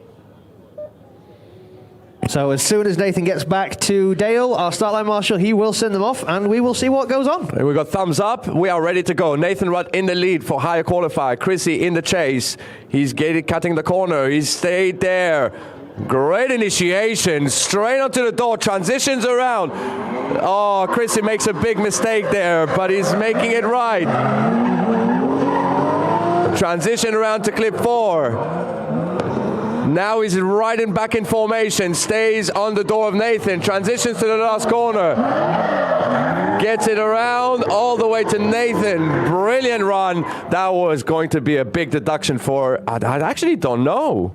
Yeah, I'm not sure how the judges will call that. I don't know if that was down to Nathan's entry or just down to Chrissy. That is definitely something for those guys to call. Fortunately, I'm not a judge. Definitely not. That would have been very hard to decide. So now we're going to see Nathan Rudd in the chase and we're going to see Chrissy in the lead. Can Nathan hold his composure? Can he keep? I think he can.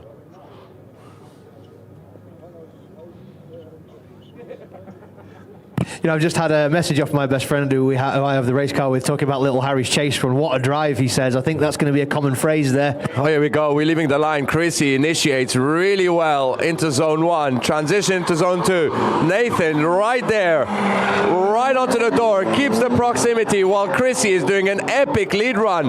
Nathan Rudd goes and rotates a bit too much. He lost a bit of a gap. That was a big mistake. Transitioning back around onto the last corner, and Chrissy absolutely clinical line, but Nathan Rudd was a great chase until it wasn't. Yeah, exactly. I think that's going to be a battle of the errors there. It's whether they can split them or not. I think there's going to be a bit of deliberation, maybe some raised voices I'm listening for, an Irish accent. There's actually quite a good joker appearing in there. You got an Englishman, an Irishman, and a Scotsman. That could be a very Englishman, Irishman, and a Scotsman are sat in a judging tower.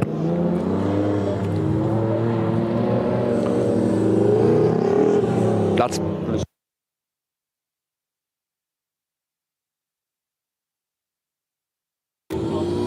So here we go, we're seeing the rest of the top 16 heading over to the start line. Jarvis with the world's loudest MX-5. And the biggest spoiler on the smallest car. I bet you could drive that over a loop now with that on the back. So we're seeing Chrissy and Nathan on the start line. I wonder why are they staying there? Lead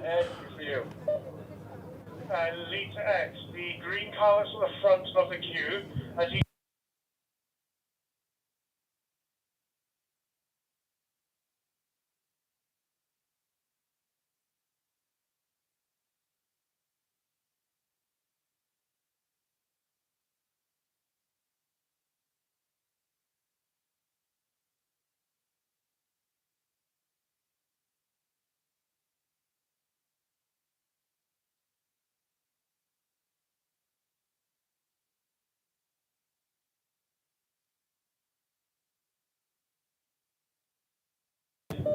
So now we've got our drivers clear to enter track. We can get the decision for the battle between Chrissy Hackett and Nathan Rudd. Obviously, judges deliberating a little bit. There was a good couple of minutes of back and forth there. Lots of angry accents in the other room.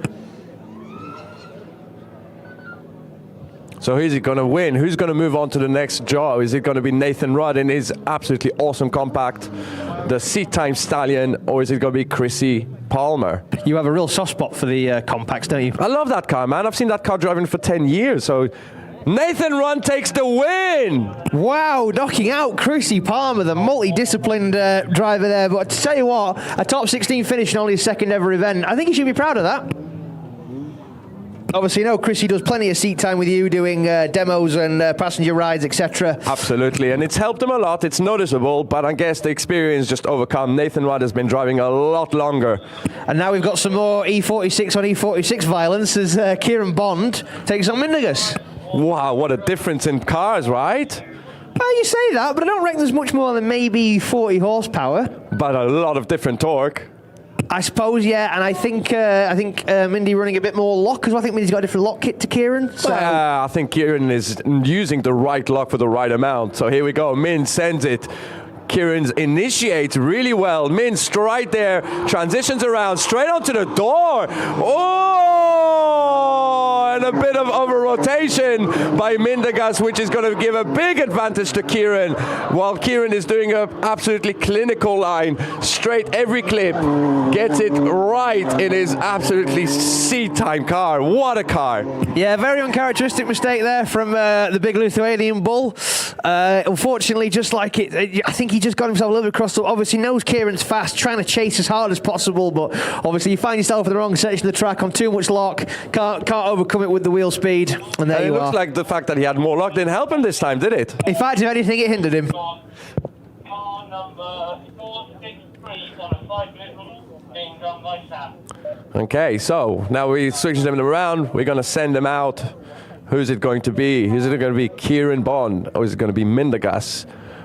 Can Kieran hold his composure? I feel like that's a rhetorical question. We know he can. Min, really good initiation.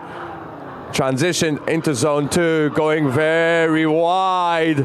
But Kieran holds his composure, stays there. Absolutely clinical chase so far. Transitions around, bumper to bumper.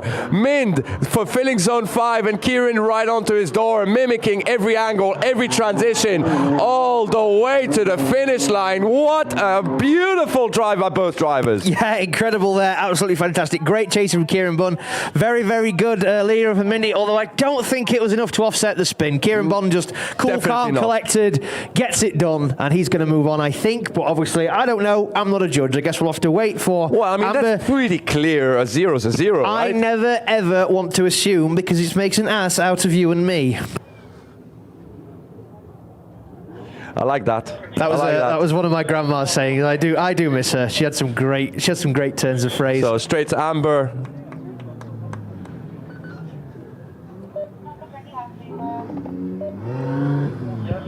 And the winner is Kieran Bunn takes the win. A bit of a celebratory burnout by Mind. Yeah, Min did a fantastic job there. I think he's done an absolutely brilliant job. We've got the one more time back on after they changed their tyres. That will be the last battle in the line. That will be Conor Ritchie and Ryan Milton. But first we have Mark Brown versus Paul Seymour. Of course we do, yeah. S13 and S13, very different engine setups, very different transmission setups. Twice the cylinders, same amount of power. Let's see what happens. Both Southern boys. Oh, Mark Brown fails to initiate again, but it's now back to Paul Seymour doing an epic lead run. Very clinical, gets zone 2, clip 3, transition into clip 4. Mark Brown makes a dive now, gets himself into positioning of where he should be, transitions around, makes a bit of a dive, and panics and does not go back on power. Unfortunately, that's not going to work out in his favor. Oh, he lost his bumper as well. That was the cleanest bumper knockoff I've ever seen in my life. He just perfectly parked it on the track. That was quite impressive, that. He wouldn't have done a better job if he was an NET.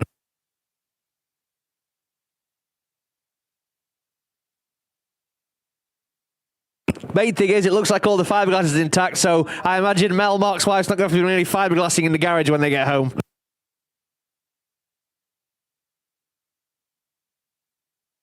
Oh no, she's just had her nails done, hasn't she? Sorry, Mel, I forgot all about that. Okay, we're getting some unfortunate news that Mr. William Hardy has retired from competition. Whatever has broken on that E46 was not able to be sorted in a competition timeout, so we're not going to see William Hardy. Probably not a weekend for him to remember with one thing and another. No, I don't think so. But at the same time, that does mean, I believe, that Michael Bennett was aiming for a battle with him. So that means he's going to move on to the top 8 straight away. I guess it does, yeah. Byron's a Byron, absolutely. So here we go, switching them around. We got Mark Brown in the lead without a bumper. We got Paul Seymour in the chase. Now Mark Brown makes a great initiation. Paul Seymour makes a dive into zone 2. Great line so far, but Paul is making his headway, getting closer and closer after every clip. And now he's in formation, stays on the rear door, bumper to bumper transition, back on power to the last corner, and he makes it around really well. Makes some noise for your drivers. Yeah, I think Paul Seymour knew that he just had to keep his nose clean there and stay close behind Mark Brown as Mark Brown lets out the 007 smoke screen. Go Gadget smoke. go Gadget smoke. I like that. Is he going to have any oil left by the end? The only thing I've ever seen that smokes more than him. Oh. Other than maybe Andis on the live stream.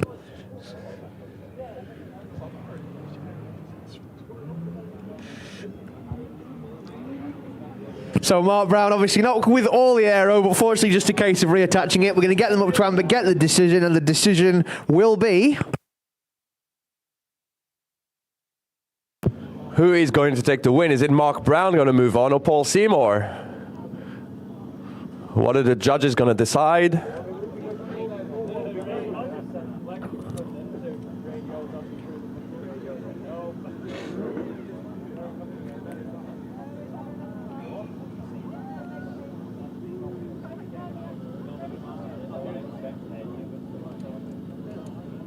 It's clearly taking a bit more thought than we think here. Maybe did we miss something? Was Paul in the wrong part of the track? Possibly. We don't know. They're probably re-watching the live stream. That is very impressive.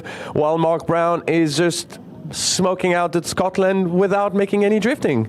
Pretty impressive. There's more oil smoke in that than tyre. That is incredible. And the winner is Paul Seymour, takes the win and moves on to the next stage. Is that genuine?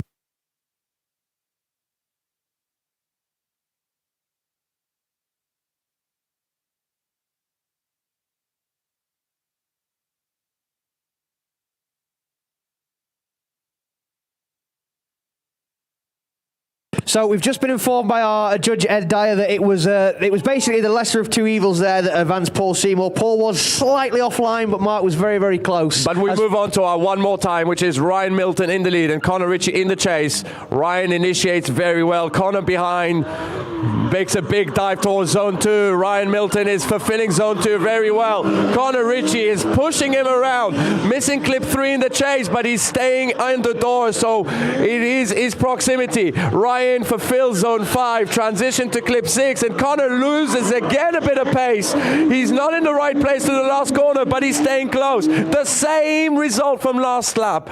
Absolutely, and like almost a rolling burnout for Connor towards the end of the track there. Seemed like he had all the wheel speed, none of the advancement. It didn't seem to want to push forward on him at all. That is where too much power and not enough grip is just going to be a problem. So he's just not finding enough grip in that car.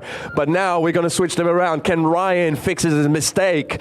Because Connor so far has not fixed his mistake from his previous run. So they wanted to see it one more time. Can Ryan fix his mistake? Let's see. Ryan in the chase, Connor in the lead. Here we go, leaving the line. Initiating to first corner. Connor initiates earlier. Ryan Milton initiates later. Gets it better this time. Gets closer. He's on the inside, but he's getting the proximity. Very close so far. Now transition around into clip 4. Big dive by Ryan Milton. Gets it right. Loses a bit of gap, but now he's going forward. Transitioning around onto Connor Ritchie's door in the last corner. Gets it on the door. Stays there. All the way to the finish. Makes some noise for the drivers. Wow. What a chase run from Ryan Milton there. Really putting on a clinic there, obviously. I'd imagine the proximity will be what splits them there in the chase. Good lead run from both drivers, obviously. Very, very hard to chase a scrappy lead, as we all know. Well, what we see is proximity was better by Ryan, but his line, I mean, I know it's a small car, but he wasn't really as wide as he should be as a qualifying run. But the judges do favor it a bit of proximity over line, so that means that was absolutely epic to watch. So let's get the decision from the lovely Amber. What have we got here? Are we going pink or are we going yellow? Will it be the Pink Ranger or the Yellow Ranger? And the winner is Ryan Milton takes the win! He is happy. You can see him shaking inside the car. Brilliant run. I think that might be the best finish for an MX-5 in UK competition in a very, very long time. I believe since, yeah, but now we're moving on. Oh my God, we got two very good friends. We got Lil Harry against Paddy in his S15. Lil Harry initiating absolutely banging initiation. Paddy is a little bit on the inside, but he's getting closer. He is drifting through corner 3. Look at Harry, big snap to angle into clip 4. What a driver. Now Paddy is keeping it there, keeping it composed. Transitioning before Harry gets it on his door and stays it all the way around to the finish. What a run, man. This is insane. That snap to angle by Harry. He is snapping that car like it's a piece of paper. Insane. Yeah, no, I mean, the thing is, though, is it's very advantageous from Paddy Byrne because you've most definitely got the advantage being Paddy. You know Harry's going to run a damn good line, so you know you can push. You're not expecting him to just randomly straighten or stall up or anything like that. You know he's going to do a good job, and you know you can get right in the pocket behind him. So V8 versus V8, big truck versus S15. Let's see what happened. Little Harry initiates. Paddy does really good job, but now Harry is going to show us what he's good at. He's getting onto the door, and now he's going to stay there all the way around. Big snap transition by both drivers into clip 4. Paddy's fulfilling the zones absolutely brilliantly, while Harry is staying there. Not the proximity we used to see Harry, but look at him go all the way to the finish line. That's going to be a tough call. I've just seen Harry's dad with his hands on his head. I'm not sure what Dennis is feeling currently. You know, it's quite funny because we just used to see Harry right on the door, and now that he was still close but not on the door, it just seems like, oh, maybe it's a bit of not as good. But that was an epic chase run by both drivers. That was awesome to watch. So we will see what the judges say. Obviously, it definitely depends on a couple of small errors from both drivers. I guess we'll see what they say. So a very, very, very tiny mistake that's going to decide who's going to take the win. And the winner is Little Harry takes the win. Oh, by a whisker. By a whisker. So Neil just came to speak to me and said the only thing that they noticed is Paddy in his lead run went into the teardrop on inner clip 1. So that is a tiny, tiny difference. But now we're seeing Jarvis and Jack Colburn. Jarvis initiates into clip 1 very nicely. Doesn't snap to angle as much as you want, but Jack is pushing him around. Oh, Jarvis in the wrong place. That tap was not going to be great. But look at that transition by Jack. He's not phased. He's snapping to angle. He doesn't mind to getting onto the door of Jarvis and stays there the whole way around all the way to the finish. What a run. Yeah, this is really sad because these are drivers that I really both want to win. Obviously, absolutely amazing pilots. They're both of them very, very different approaches to drift chassis.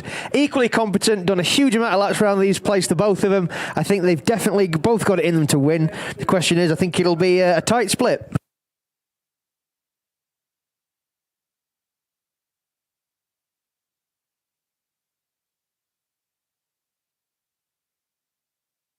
Here we go, seeing next run, we got Jack Colburn in the lead. Brilliant initiation, chasing back. Great lead run by Jack. Unfortunately, that's going to give him a big advantage because Jarvis is maybe on the chase really well, but not as good as Jack, and he's not offered him a chase ability in the lead. But now, back around to the last corner. Wow. What a run from both drivers. Again, another battle I genuinely don't want to split. Absolutely fantastic runs there from both guys. Obviously, Jarvis, I'm super proud of what he can achieve in that little car.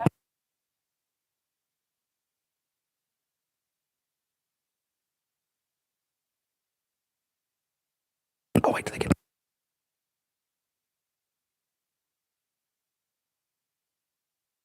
So we're going to roll Jarvis and Jack up to and before the decision. Now, I'm not sure which way this is going to go, and I'm not sure I know which way I want it to go either, because they're both good buddies of mine. But I guess we'll see. And the winner is Jack Colburn takes the win, ladies and gentlemen. Wow. Really would not want to split that. I'm interested to find out what caused that particular split. In fact, I might even, while I've got a 10-second window, might go and ask Neil for an explanation there.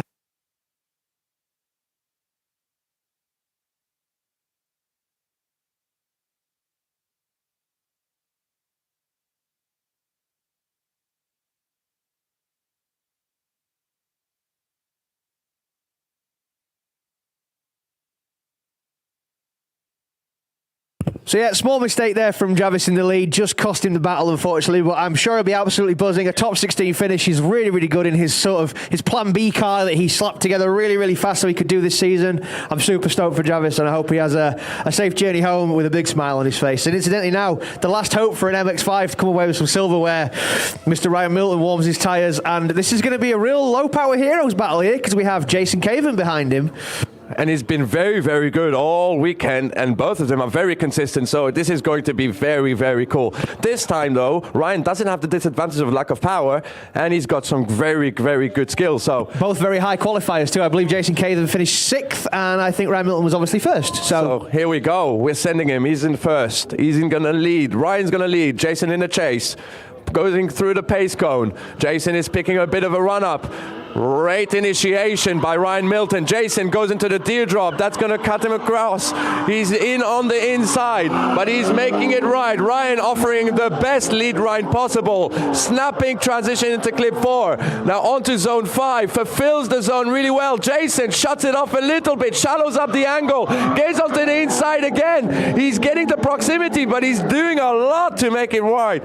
Absolutely. Wow. And I'll tell you what, anybody who says you can't drift an MX-5, somebody needs to have a chat with Ryan Milton. Oh, absolutely. Absolutely.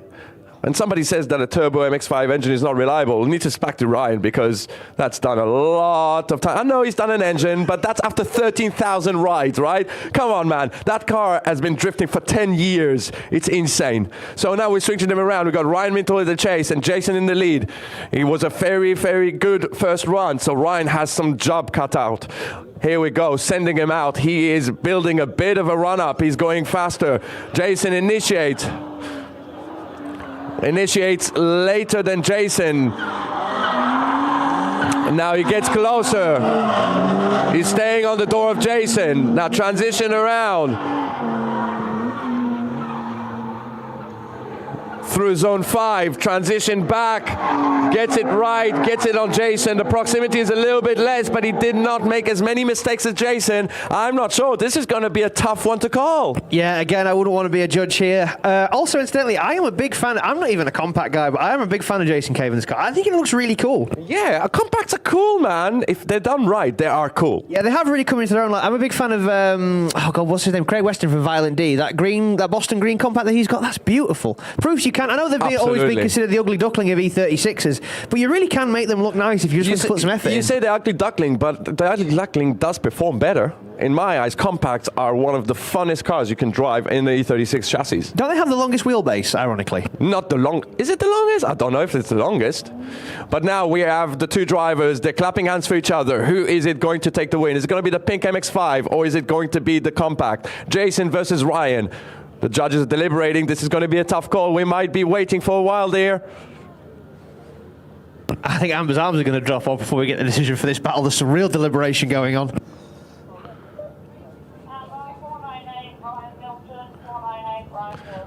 And the winner is Ryan Milton takes the win and moves on to the top 4. What a fantastic drive there from both drivers. Jason, cannot take that away from you, mate. You did so well today. Super proud of you, my man. Have a safe journey home. Thank you very, very much. Hopefully we'll see you again soon. Incidentally, guys, as we move on now to a bit of E36 and E36 violence, Nathan Rudd versus Michael Bennett. Ooh, Nathan pulling a big gap. Michael Bennett really failing to initiate. Comes in completely the wrong part of the track there. Wow, Michael's going to be unhappy with that. In transitioning, what is going on? Is his car gripped up too much? But now he's back in formation. He's there. He's transitioning around through zone 7, all the way to the finish line. Wow. Very uncharacteristic mistakes from Michael Bennett. Absolutely. What happened there? I don't know if he just got caught slip, or maybe he caught some understeer. Maybe I don't know. He pulled the hydro and it went to the deck, which I've seen a few times on drift cars. Unfortunately. Well, unfortunately, there's 2 runs.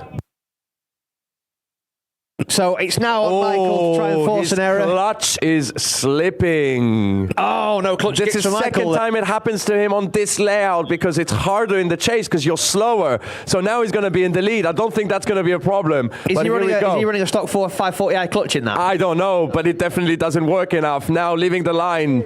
Nathan in the lead, in the chase. Michael initiates really well, but Nathan is right there in the right place.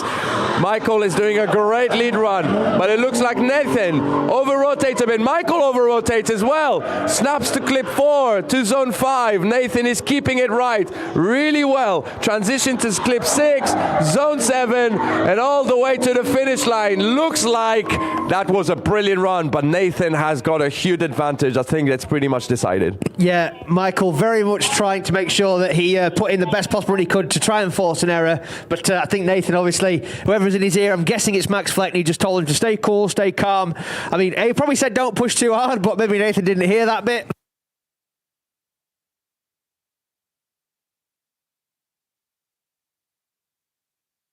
As we get the remainder of our Grade 8 drivers onto the track there.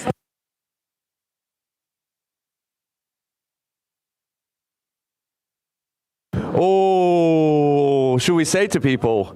So... Power steering. Okay, well, no, we're not going to say anything because it might fix itself because we've seen drift cars fix themselves. Let's hope it doesn't mean anything. Maybe they're going to call a 5-minute rule, but let's see what happens. And Nathan Rudd gets the win, ladies and gentlemen. Nathan Rudd gets the win. Michael Bennett, unfortunately, bows out in the top 8, which is a good result. But I think the clutch is going to be fixed.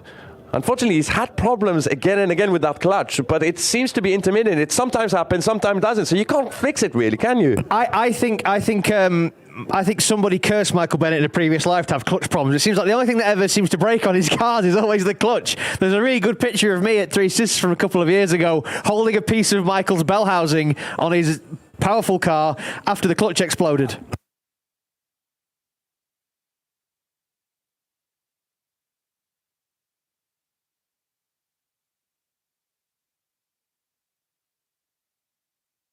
So that is our first two battles of first battle of the top 4 decided.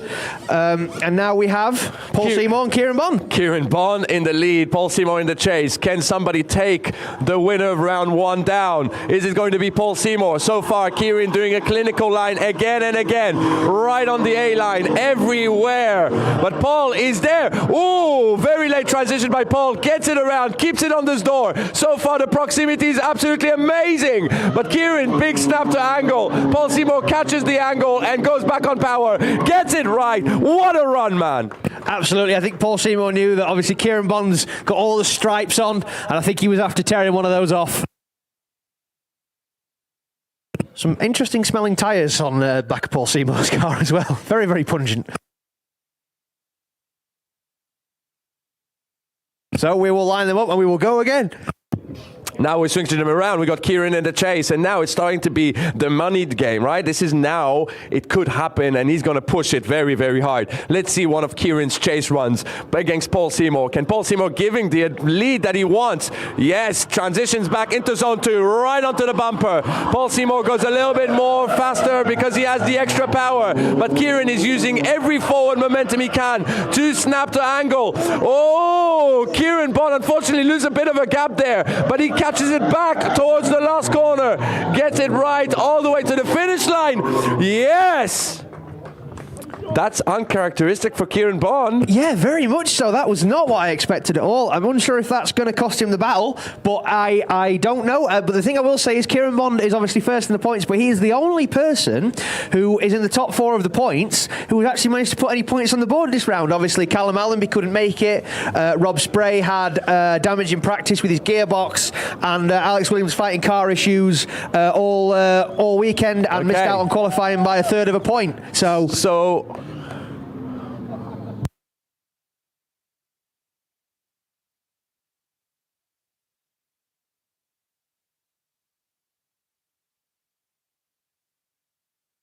okay, so we got some news. We got the start. First of all, the winner of the previous battle is Paul Seymour, takes down Kieran Bond. Wow, Paul Seymour knocks out your points leader, ladies and gentlemen. But now we're talking about the next battle. We got Lil Harry and Jack Colburn, local hero, and now we have something in our ear telling us that, unfortunately, Lil Harry has lost power steering, which means he's still going out. He's determined to win, whatever it takes. He's going to push the car harder than ever, and he knows how to steer the car without any steering. So we are going to see the epic driver of Lil Harry just push his car without power steering and still try to push around Jack Colburn. Well, first he's going to do a lead. So I guess let's see what he can do without power steering. He's got some strong arms. What is going to happen next? Greatest start line so far. Initiates into first corner, absolutely banging. Transitions around, snaps to angle, and unfortunately Jack Colburn spins out before zone 2. Lil Harry transitions around. It looks like a handful. It's not the characteristic we've seen Lil Harry, but he is still in the right place. Transitions around into zone 7, all the way to the finish line. Make some noise for both of your drivers. What an absolute shame there about the initiation, because honestly, the latter 2/3 of that run, Harry Cunliffe was putting on a clinic. Power steering or no power steering. He was not afraid. He threw it in. Obviously, the car probably didn't react the way he wanted it to, so he's going to come back around now. I'm not sure if the judges will view Jack Colburn's spinners as a result of Harry Cunliffe's slightly odd entry, but I guess we will see, and we'll hopefully find out. But now in the lead, there's not going to be a lot of steering adjustments, right? In the chase, that's a different story. Let's see what can Lil Harry do in that beautiful pickup truck. I'm excited to see this. This is going to be absolute fireworks. Oh, Lil Harry's sending it off the line much before Jack. He's going to pick up a gap because he knows Jack is very fast. He knows the line. Really good initiation. Transitions around. Now he knows that Harry knows how the car reacts. He's going to drift. He's very close. In the right place. Big transition. Looks like it's not phased him at all. It's the same Lil Harry we knew. He just needed a bit of practice, and now he's back on without power steering. Getting in on the door. Staying on the door. All the way to the finish line. Make some noise for Lil Harry and Jack Colburn. even if that was Jack's battle, you cannot question the ability of Harry Cunliffe in that car. Wow. That is a hell of a vehicle to wheel around with no power steering. He is 13 years old. He hasn't even got full muscle development yet. Well, yeah, I guess you're right, age-wise, but he is very strong for his. So he's manned it like an absolute boss. It always makes me laugh that they call him Little Harry, and he's 6'3". Yeah, he's tall. He's almost as tall as me. So here we go. What's Who's it going to be? What are the judges going to deem the fault on the first run? Is it going to be Little Harry's snap to angle because of the power steering? Is it Jack Colburn got too close? What are we going to think? I'm nervous, Yogi. I am nervous too, and I bet the Cunliffes are right now very, very nervous. They don't know what to think. Who is it going to be? I can see Tony over there with the camera phone. Hopefully she's waiting for a great big cheer to go up for Harry. It's a lot of deliberation going on here. I think it's definitely coming down to that initiation. Absolutely. They're finding out who's at fault, and this is going to be a tough one. Who is advanced to the final four? Harry, of course, in a commanding position in the points, has a chance to leapfrog a lot of people here. And the winner is Jack Colburn takes the win. Yeah. So the deliberation we got from the head judges came to us and said, unfortunately, it is due to that transition into zone 2 that just was unpredictable, and Jack just couldn't hold it off. So unfortunately for Little Harry, that is his weekend over, but we know he's going to come back stronger than ever for round 3. But for now, we're going to move on to our next battle. And we have both veterans. They've been drifting for a long time. And we got Ryan Milton in the MX-5 and Nathan Rudd in his 330 compact. Seems to be a day for the low-power heroes, doesn't it? I mean, this track is pretty much promoting low-powered because it is very technical, very, very low range in the speed, still fast, but it's a lot more technical than speed. There's only one I would consider to be a powerful boy still in the final four, because this is obviously our final four battle, so this is for replacing the final, ladies and gentlemen. So here we go. We got Ryan Mental in the lead. We got Nathan Rudd in the chase. Ryan leading forward. Great initiation so far. Nathan makes a big dive between zone 1 and 2. Ryan is offering a great lead run. And Nathan Rudd is utilizing that to get close, stays close. Big transition to clip 4. And now Ryan is trying to run away, but Nathan Rudd is not letting him. Transition to last corner. Big dive by Nathan and spins out and gives Ryan Milton a huge advantage into the next run. Yeah, unfortunately that will be a 10-0 going in for Ryan Milton. Hopefully Ryan's spotter is in his ear right now telling him that Nathan spun out behind him, and therefore all he's got to do is keep his nose clean in the chase, and he's got it in the bag. That's just me telling you what you need to say.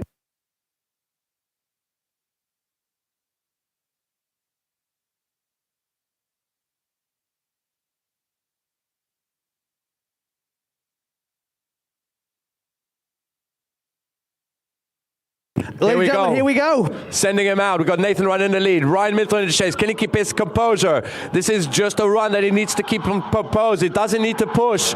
Nathan Rudd doing a great lead run. Ryan Milton is keeping his distance, getting it right, getting closer and closer. Transitions around into clip 4.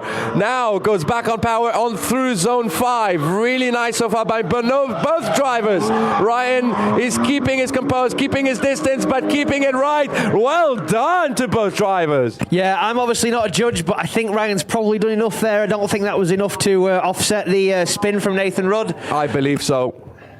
I mean, I can't tell you if Nathan Rudd, what a fantastic lead line. Absolutely brilliant. Definitely deserving of his place in the 3rd and 4th place playoff. No question at all. Obviously, currently flying the flag for Team FMS Drift Prep after Paul Seymour knocked out Kieran Bond.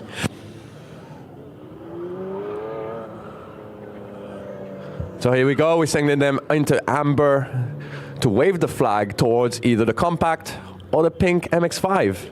I believe it's already decided, but we don't know until it is fully decided by the judges.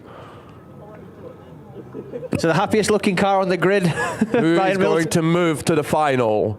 It's Ryan Milton! Moves on to the next stage.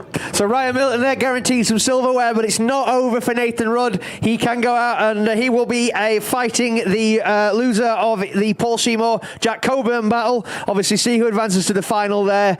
Paul Seymour, the last powerful car in competition, running about 450 in that 1UZ turbo. Jack calling on all about 300 horsepower, but super reliable M60. You know, doesn't do SR things and... Sorry, it's been like at least half an hour. It's been half an hour since the last hint. Yeah, I get that. You spent all last night moaning about BMW V8, so I'm just redressing the balance. I didn't moan about BMW V8s. I just, you know, SRs are better. I think a BMW V8 is a cracking engine. I think it's the best thing. We got Renton here saying, hey, what you doing? Carl's team BMW V8, aren't you? Although he's had plenty of hardship with it. He's only done this by choice. He would have not gone BMW V8 if he had to. I'm sure he wouldn't. He didn't reply. He's agreeing. I'm sure he wouldn't have put an SR in it though, Yogi. No, maybe not. So here we go. We got Jack Colburn leaving for the start line. Paul Seymour hopefully to follow quite shortly. Maybe having some new tyres. There he is. And a big cheer goes up from the Devon crowd, obviously. Matt, Karina, Martin, Stuart. From round that end, cheering on for the Southern Heroes.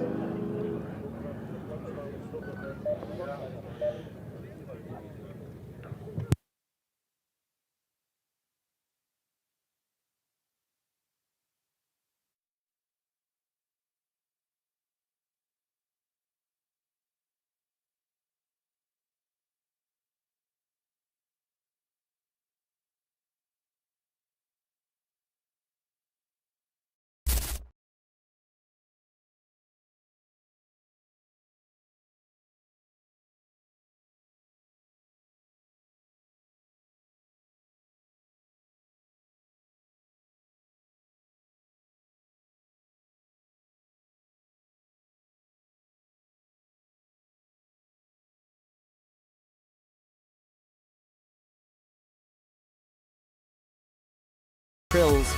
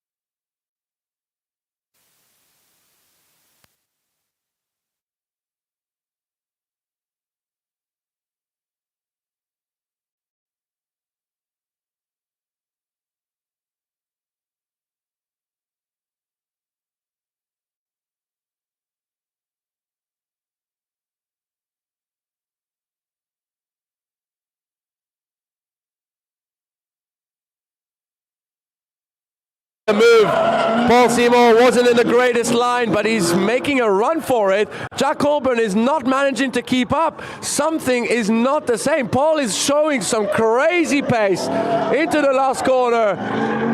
Wow, Harry, what happened there? 200 brake horsepower difference happened there.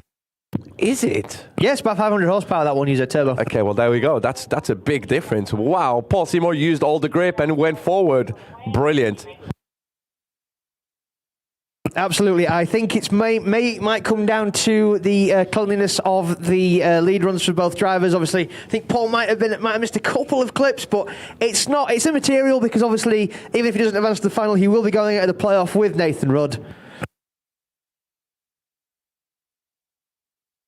So here we go. We got them next to our lovely Amber, who's going to wave the flag towards the winner, and the winner is Jack Colburn takes the win.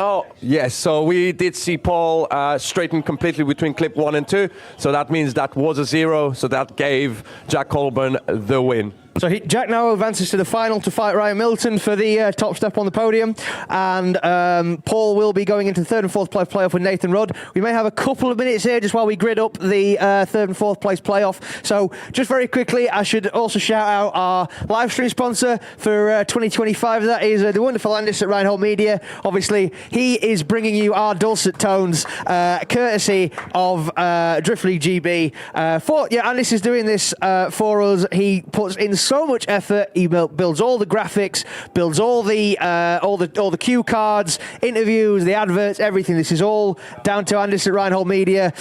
We should always say absolutely thank you to Andis for all the effort he puts in. Please also bear in mind, guys, that once we have finished these last couple of battles and figured out our podium, we will be back with the pro qualifying at 1 p.m.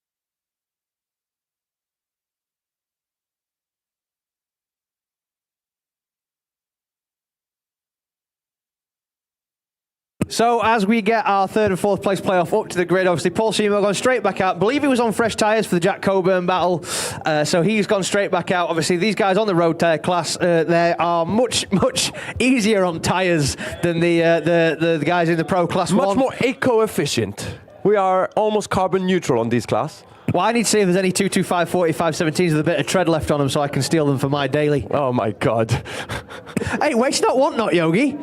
Oh god. Leo's going to stay late to fit me some tyres, he just doesn't know it yet.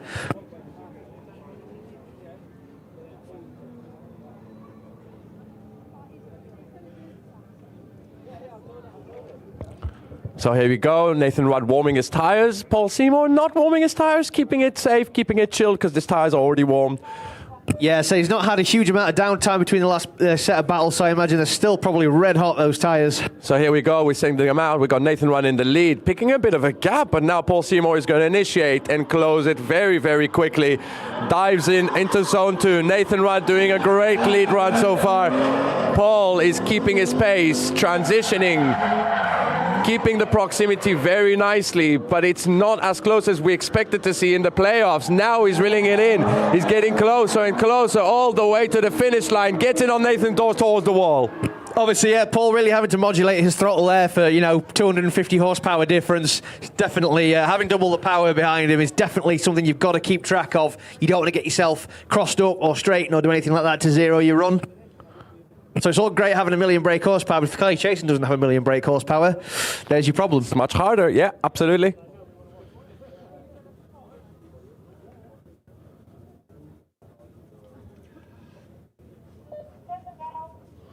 Here we so go. We're going to flip him around and we're going to go again.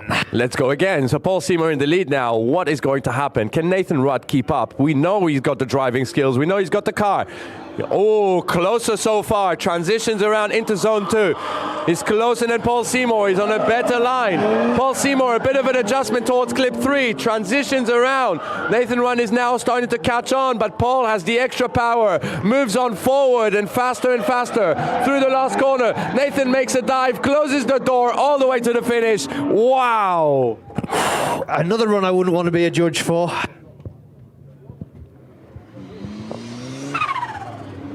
I love the noise, Ryan Milton. It's such a cute little turbo, isn't it?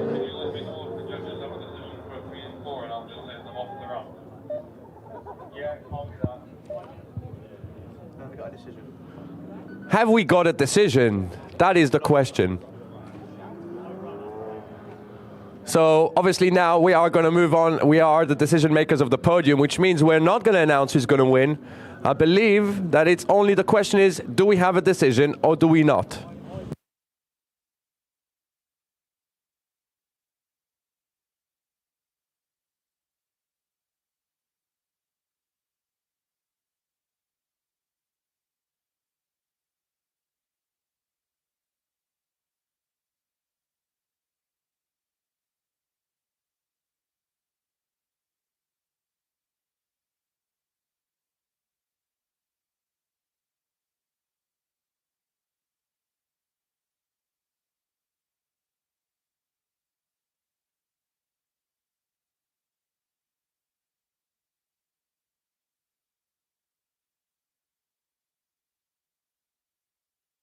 Just a quick announcement for the spectators: we cannot we cannot sit or be on top of the barriers. So if you are sitting on the barrier, please come down because it unfortunately is unsafe. If you fall down to the track, that could go very, very bad.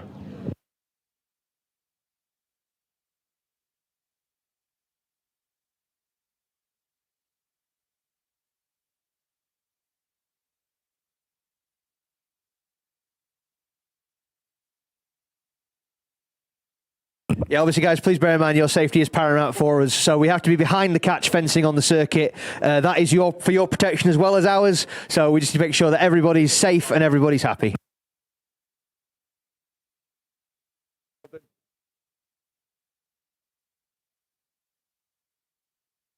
I think you're going.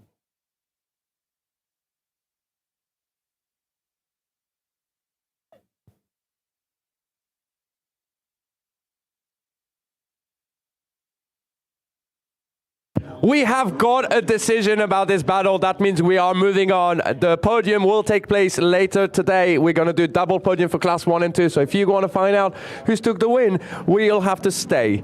But in the meantime, we do want to let you guys know that the top 4 drivers, which are the drivers still on track, will have the opportunity to move on to class 1 and drive against the big boys, which is going to be extra interesting. They may have a big disadvantage of power and grip, but they have a huge advantage of a lot of practice this morning and extra driving.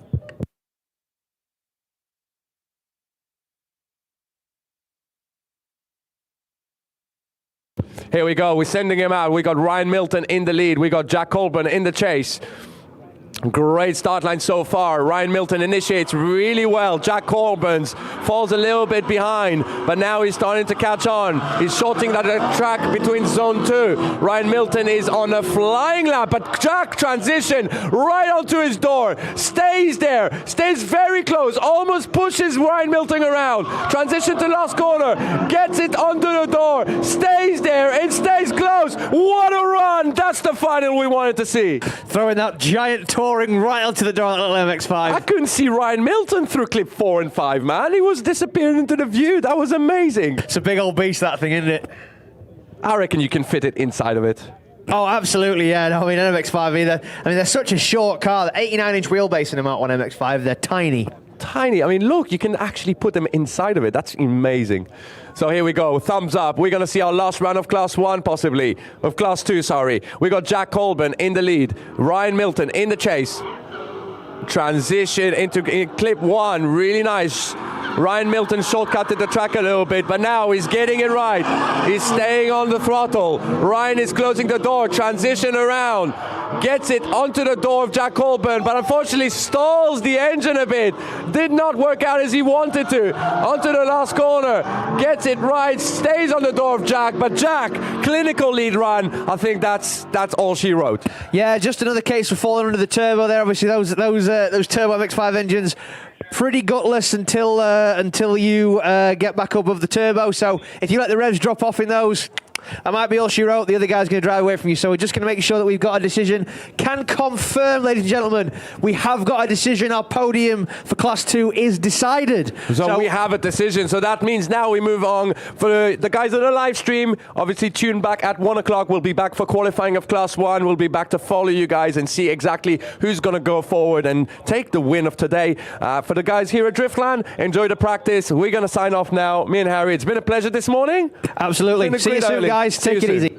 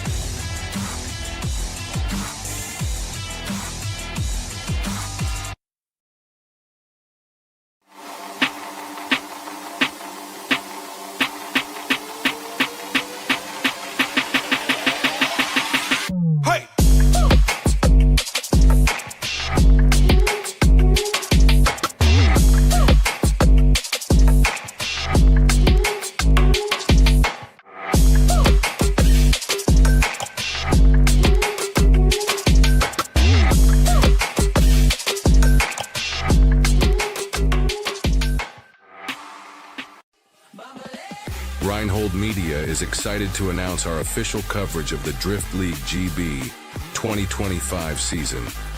Get ready for full throttle action as we bring you live coverage of every event, featuring high-quality live streams, dynamic overlays, real-time results, and live commentary that puts you right in the driver's seat. Don't miss a moment of the sideways action. Don't forget subscribe Reinhold Media YouTube channel and stay locked in all season long.